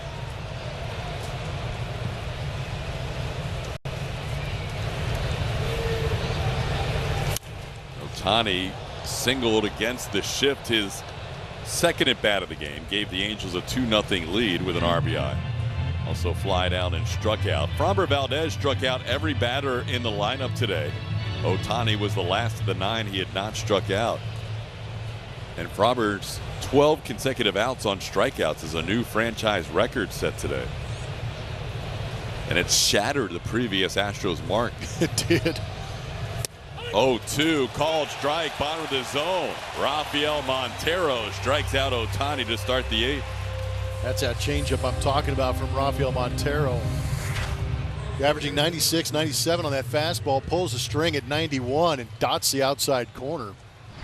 Astro pitchers in this series just throwing darts at these Angels. 16 strikeouts Friday, 16 more strikeouts today. In between, they struck out a dozen. I think they're up to what, 44 punch-outs in this series so far? Yeah, 2 games with 16 each. Wow. Taylor Ward's been on base a lot lately. He's the one guy in the lineup that has been a problem for the Astros. He was on base 4 times yesterday, and today a single and a walk, struck out his first time up. Down to the count here, 0-2.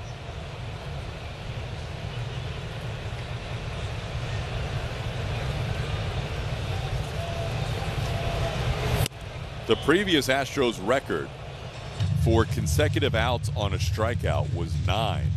It had been done 4 times. Garrett Cole did it twice while he was an Astro.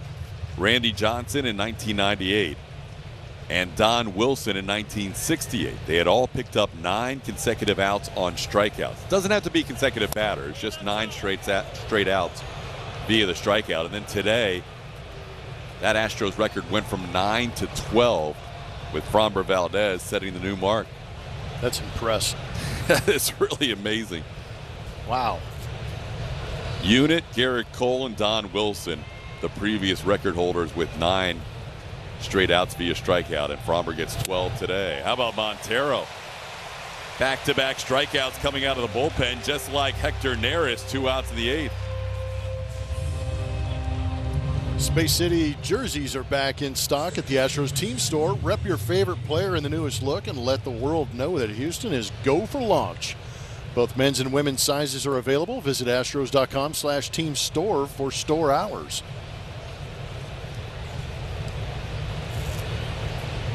"17 strikeouts, a new team high this year.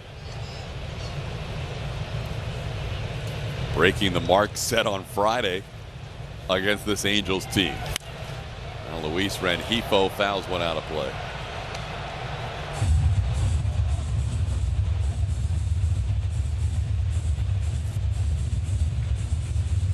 Mike Trout has struck out 9 of those times, as the Astros now have 45 strikeouts on the weekend.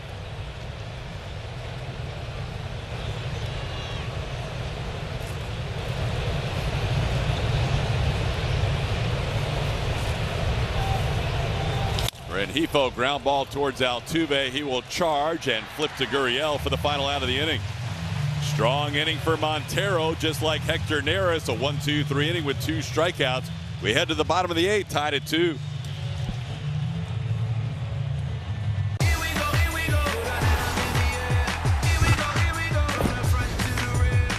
Watch games and coverage all day, every day, your way on MLB Network. Today, I consider myself the luckiest man on the face of the earth. Jackie Robinson searching home run into the left field stand. Here comes Roger Maris. There's a new home run champion of all time. I don't believe what I just saw. Cal Ripken Jr. has reached the unreachable star. This crowd on its feet and in unison. This one has a chance. Home run! Mike Piazza! The Boston Red Sox are world champions. Welcome to the first night of MLB Network. Number 600 for Jim Thome. That ball is gone. 106. That would be a new record. It is caught. Oh, what a catch by Mike Trout. The Cubs have finally won it all. The Atlanta Braves are world champions.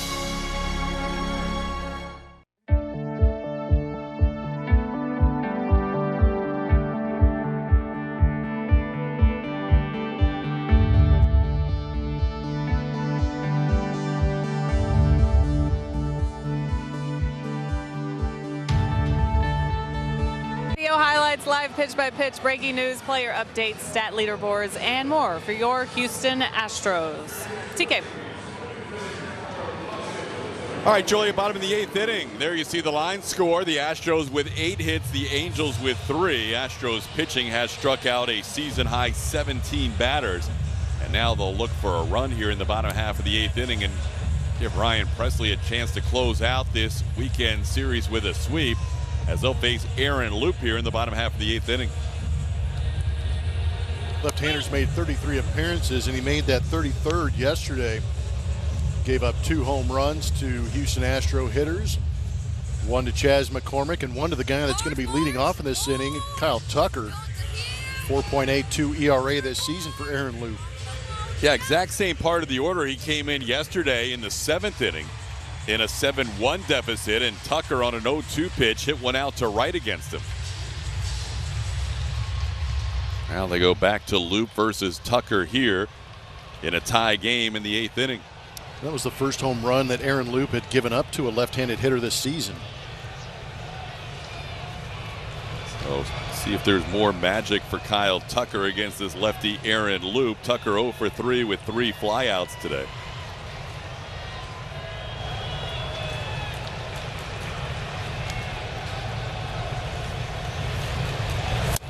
First pitch is down inside for a ball, 1-0.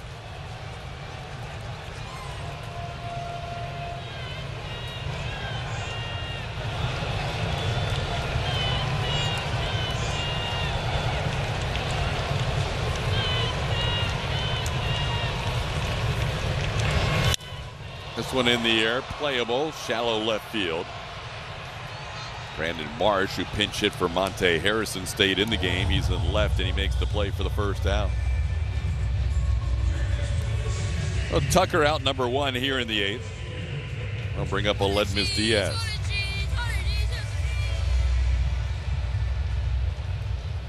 Diaz 0 for 2 with a walk today, trying to extend a 4-game hitting streak.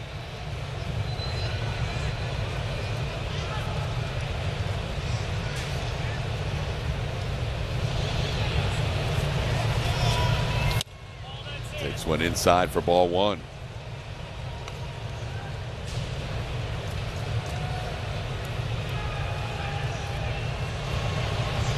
Angels have 2 more pitchers available in their bullpen.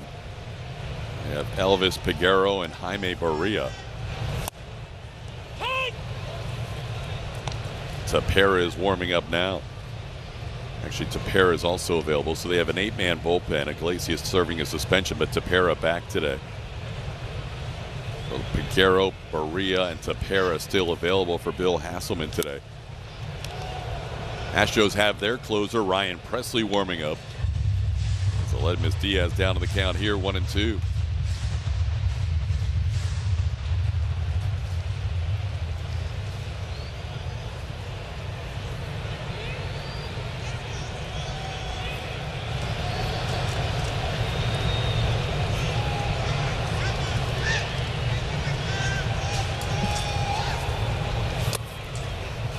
Down and in, 2-2.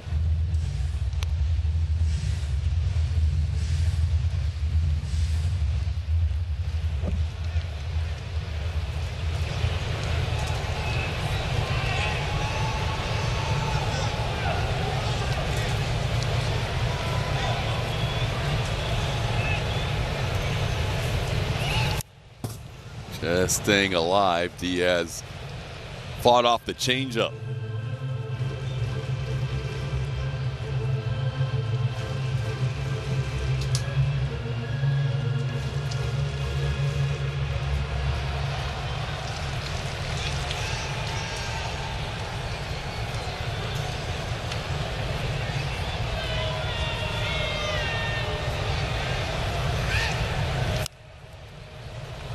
Loup spent a lot of time with the Toronto Blue Jays.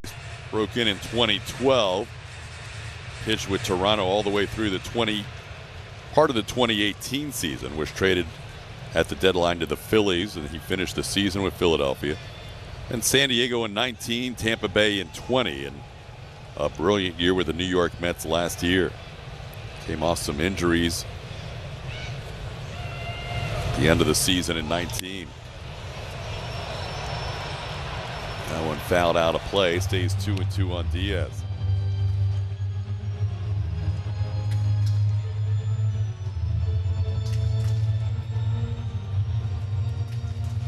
Signed a minor league deal with Tampa Bay heading into the 2020 season, then a one-year deal with the Mets last year and a 2-year deal with the Angels after that great 21 season. Diaz continuing to make Aaron Loop work here, fouling off 2 strike pitches.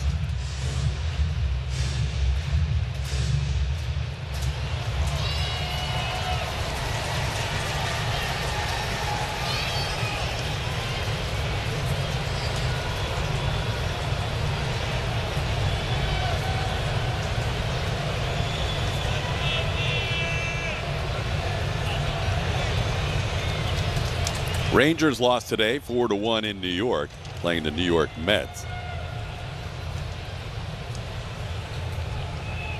Mets taking 2 out of 3 from the Rangers in that weekend series. Diaz shoots one to the left, but Marsh comes on and makes the play for out number 2. So a long battle won by Loop. Diaz hit it pretty hard to left.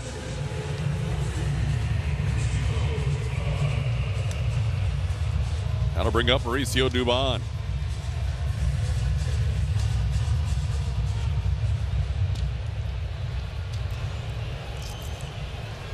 Dubon 0 for 3.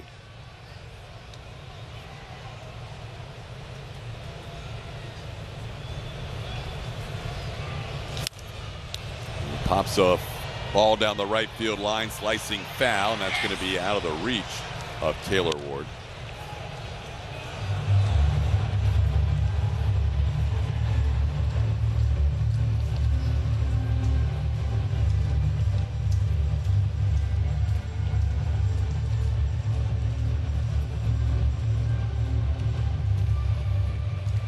With the Rangers losing today, the Astros lead currently sits at 13 games.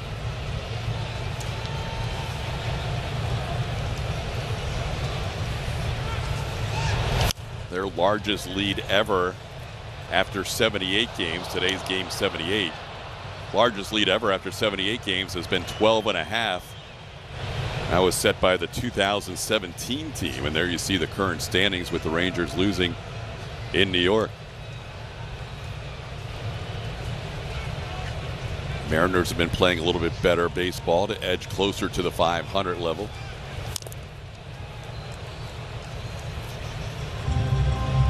Dubon stays alive, 0-2.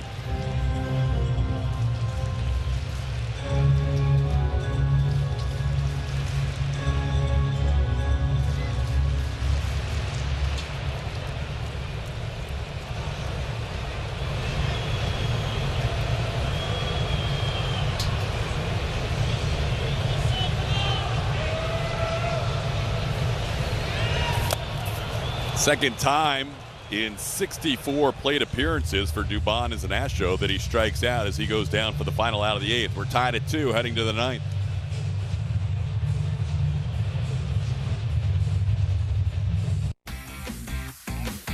I got the mic today. I got the mic. You got the mic. I got the mic today. Mom, I'm sorry if you hear anything that is said tonight. I apologize. I love you. I haven't talked to you in a few days.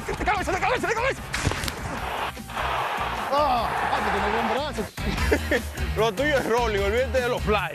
Dame los fly a mí, lo tuyo es para abajo. Le voy a decir a la gente que me ponga el micrófono todos los días. Claro.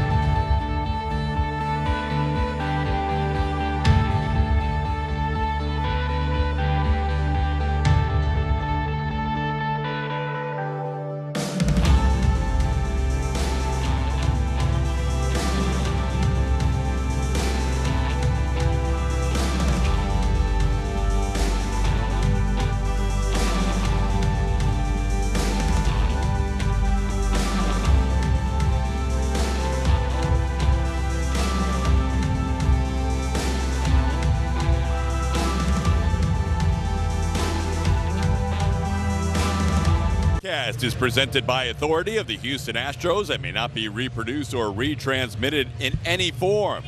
And the accounts and descriptions of this game may not be disseminated without the express written consent of the Houston Astros.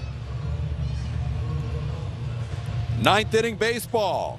Angels led 2-0. Astros bounced back for single runs in the 4th and 5th inning. And we're tied at 2 heading to the 9th with Ryan Presley taking over. Yeah, the Astros closer coming on here in the 9th inning to keep this ball game right where it is. Tied for 2nd in the American League with those 17 saves in 20 opportunities. 3.68 ERA, very similar to that xFIP at 3.61. Andrew Velazquez will get his first at bat of this game. Velazquez came on for Michael Stefanik in the bottom half of the 6th inning. And the first pitch is a curveball for a strike. Velazquez batting .167 on the year. Has been pretty much the everyday shortstop for the Angels, as you can see, playing in his 73rd game of the season. Fastball rides inside, 1-1.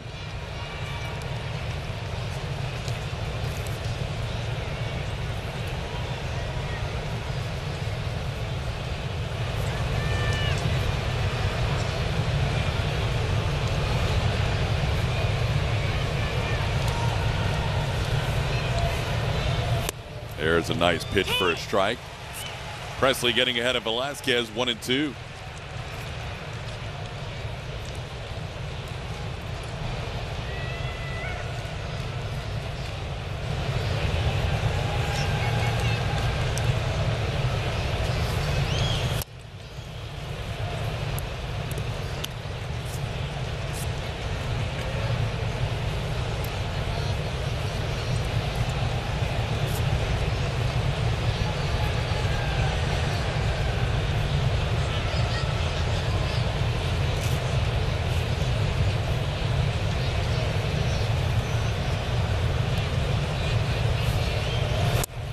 Called, third strike. That is number 18 for Astros pitching. 18 strikeouts with 1 out in the 9th inning. Just continue to pile them up. You are going to see some looking strikeouts, especially if you're getting a couple of inches off the outside corner, but Ryan Presley taking advantage of it, and Velazquez really not even offering it any of those curveballs that Presley was bringing in there. 1978, the California Angels back in '78 struck out 18 times in a 9-inning game. That is matched today, most strikeouts in Angels history in a 9-inning game.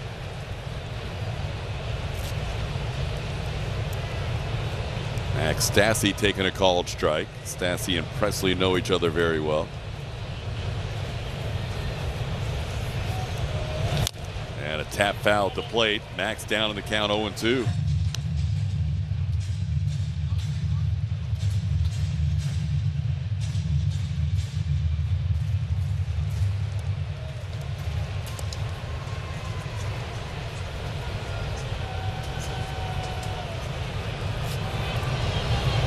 Stassi struck out and walked twice against Framber Valdez.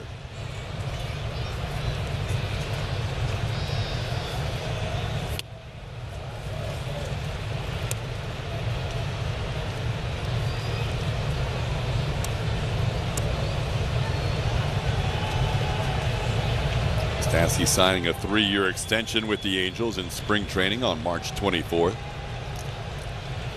Former Astro will be in LA for a while, Anaheim to be specific. He pops that one foul and out of play.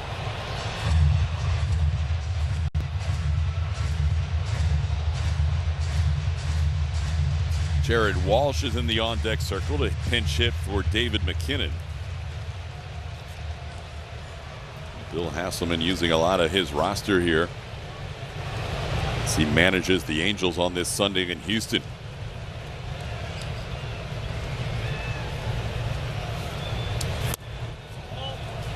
Once Walsh gets in the game, only Kurt Suzuki will remain on his bench, and 3 relievers available as well. Astros still have some choices in the ninth inning off their bench. Alex Bregman and Jake Myers not getting a start today. J.J. Matijevic from the left side on the bench. Stassi stays alive at 2-2.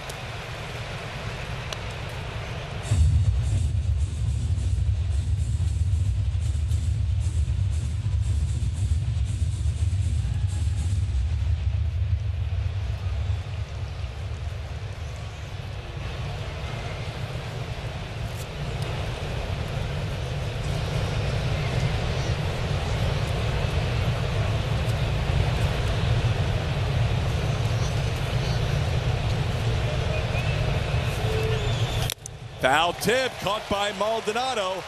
Just like Hector Neris and Rafael Montero, Ryan Pressly striking out the first two batters he faces out of the bullpen. I'll tell you what, if you're a fan of the strikeout, you are a fan of this series against the Angels. The Astro pitchers continue to go out and blow past these Angel hitters for strikeouts.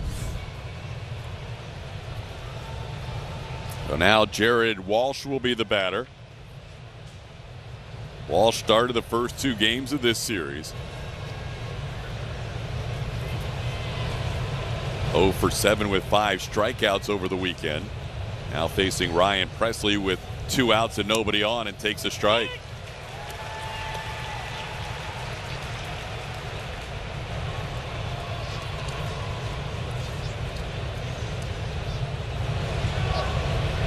Walsh has faced Pressly 4 times. Once he was intentionally walked. He's 1 for 2 with a walk in addition to that intentional walk.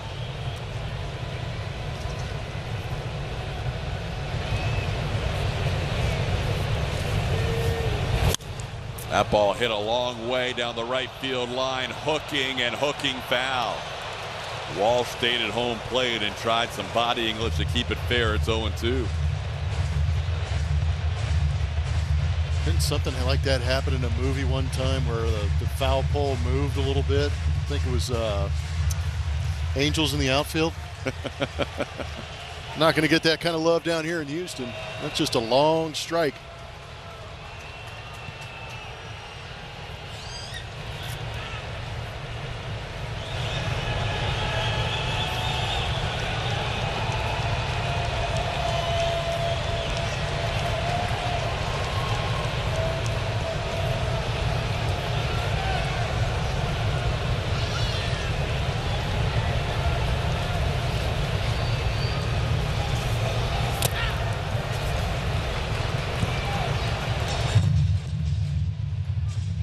One and two the count to Walsh. 13 strikeouts for Framber Valdez, a new career high. Neris a perfect 7th, striking out 2. Montero a perfect 8th, striking out another 2. And now Ryan Pressly with 2 strikeouts and a 1-2 count on Jared Walsh.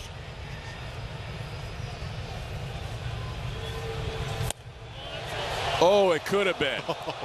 Could have been the 20th strikeout of the game for Astros pitching, but called a ball. Yeah, that was a paint job on the outside corner. It locked up everybody. Maldonado doing a good job of catching it, dressing it up, just didn't get the call. Franchise record for a 9-inning game is 19 strikeouts for Astros pitching. Pressly looking for that final out here.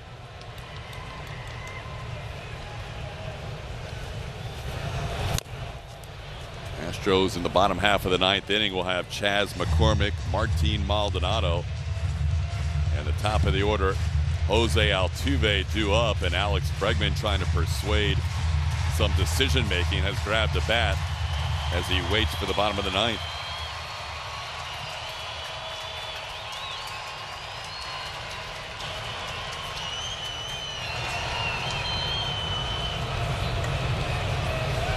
So 19 is the franchise record for the Astros. The previous mark was 18, set in 1968 at Riverfront Stadium. Or was it Crosley Field? Crosley Field in 68 against the Cincinnati Reds, July 14th of 68 in Game 2 of a doubleheader. So that record has been standing that long? Since 68. Wow. So a new team record today for a 9-inning game, if, in fact, it is a 9-inning game. Yes. 24 is the record for an extra inning game. Whew. But we'll get there if we have to. Let's not. First things first, let's see if Presley can finish off this inning here with Jared Walsh at the plate. So far, 19 of the 26 outs have been via strikeout. Strikeout number 20. Getting number 20 at home plate. Presley strikes out this side. A franchise record if the game ends at 9. The Astros will be batting in the bottom of the 9th with a chance to walk it off, tied at 2. Hey, Doc. Good morning. Take a crack at the bottom line, please. L-I. That's live look-ins. And the next line. Doc, that's MLB Tonight. MLB Tonight, bringing the new season into focus. Only on MLB Network.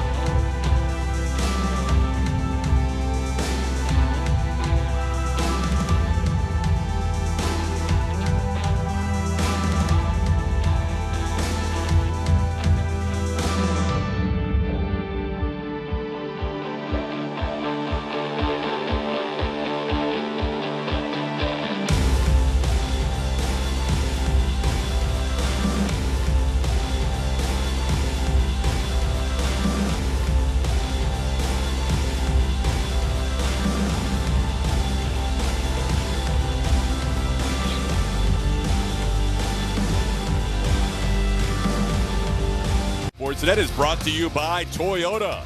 Let's go places.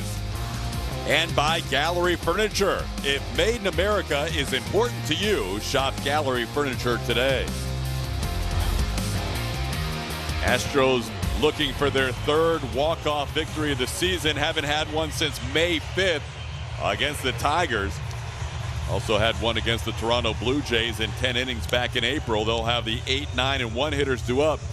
As McCormick will lead off, facing a new pitcher, Ryan Tepera. Tepera's got 5 pitches, fastball, cutter, slider, curve, and a changeup. 32 games this season, a 3.69 ERA, good whip, right at 1. Astros got to him in his first outing as an Angel. In an inning, they put 2 runs on him with 2 home runs.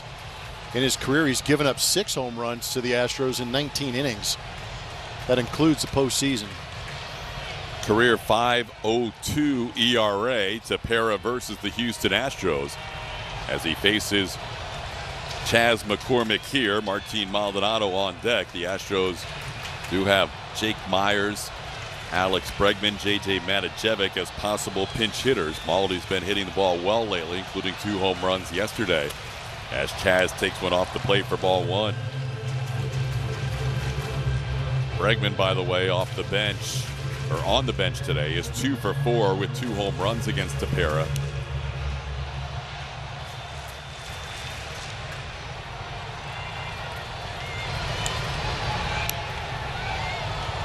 Maldy's also 2 for 3 with 2 doubles against this right-hander. Chas sends one into center field off the end of the bat, playable for Mike Trout, who will put it away for out number 1.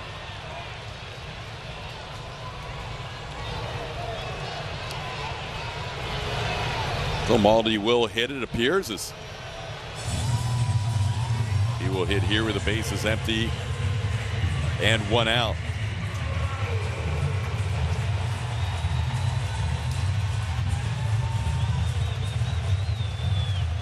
Maldy has struck out a couple of times today, also drawn a walk.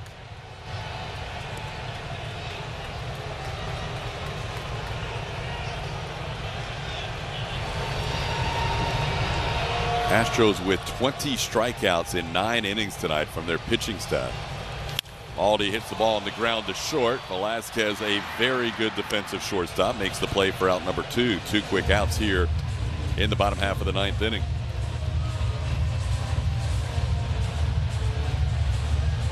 I'll bring up Jose Altuve.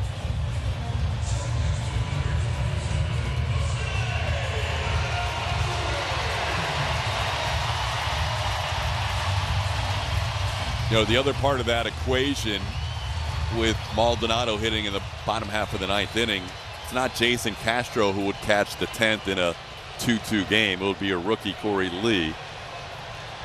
And Corey's eventually going to get his feet wet. He'll get a start at some point, but that'll be a tough spot to put the young catcher in a critical spot defensively.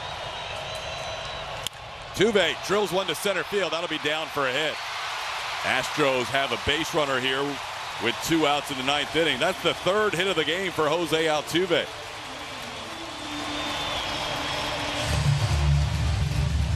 Altuve will take the base hit, but I think he was trying to leave this place and end it. Got the pitch he was looking for, hammered it up the middle at 106 miles an hour. So now Jeremy Pena will bat. He's faced Tepera twice and lined out both times. Pena on the day has a home run, an infield single, and a single into center field. A 3-for-4 game for Pena. Pena had his first major league hit against the Angels and his first major league home run as well.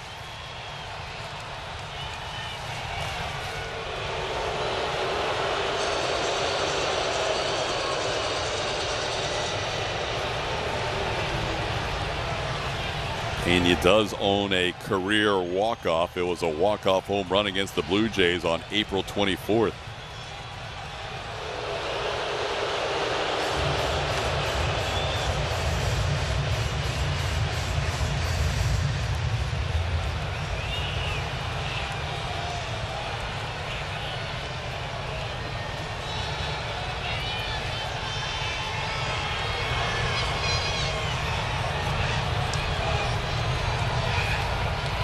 Pena hits one to center field. Back goes Trout. Still going back. He's at the wall. Ball game over. 2 walk-off home runs to center field in Pena's rookie season. The Astros win it 4-2 with Jeremy Pena hitting 2 home runs, walking it off on a Sunday against the Angels for the sweep. Center cut slider destroyed to center field. Jeremy Pena understanding moments and taking advantage of them here right in Minute Maid Park with all of his friends in attendance. That young man is electric. His first multi-home run game, his first 4-hit game of his career, and his second walk-off, both to straightaway center field, getting the Blue Jays and now the Angels. Tepera tried to come at him with that slider, turned into a cement mixer. And Jeremy Pena adds another brick to the foundation of his career. The moment is never too big for Jeremy Pena. That ball was crushed, TK. Trout gave it a look, but that was well over the wall in center field. And Tepera could only watch in anguish. What a way to sweep the series. 6 in a row for the Astros, and Julia with the star of the game. I am. Thank you very much, TK. Okay, so there's 2 outs right there. Jose Altuve gets a base hit. You get an opportunity. What are you thinking in that situation? Just get a good pitch, get a good pitch to hit and not miss it. Sticking to the plan, and worked out. You've done this before. I know you were overwhelmed with emotions in that first walk-off hit for you, but just what is the feeling like as you come to home plate and your entire team is waiting for you? It's unreal. It's unreal. I mean, the way we've been playing baseball lately, we just never feel defeated. Whenever we have a guy, whenever we have an out left, we know we can make it happen. I think it's got to be the Navy blue jersey. That's right. You guys were in that last time. 6 in a row, though. You just took a sweep from the Angels, of course, a team in the division. What do you like about the way this team has been playing lately?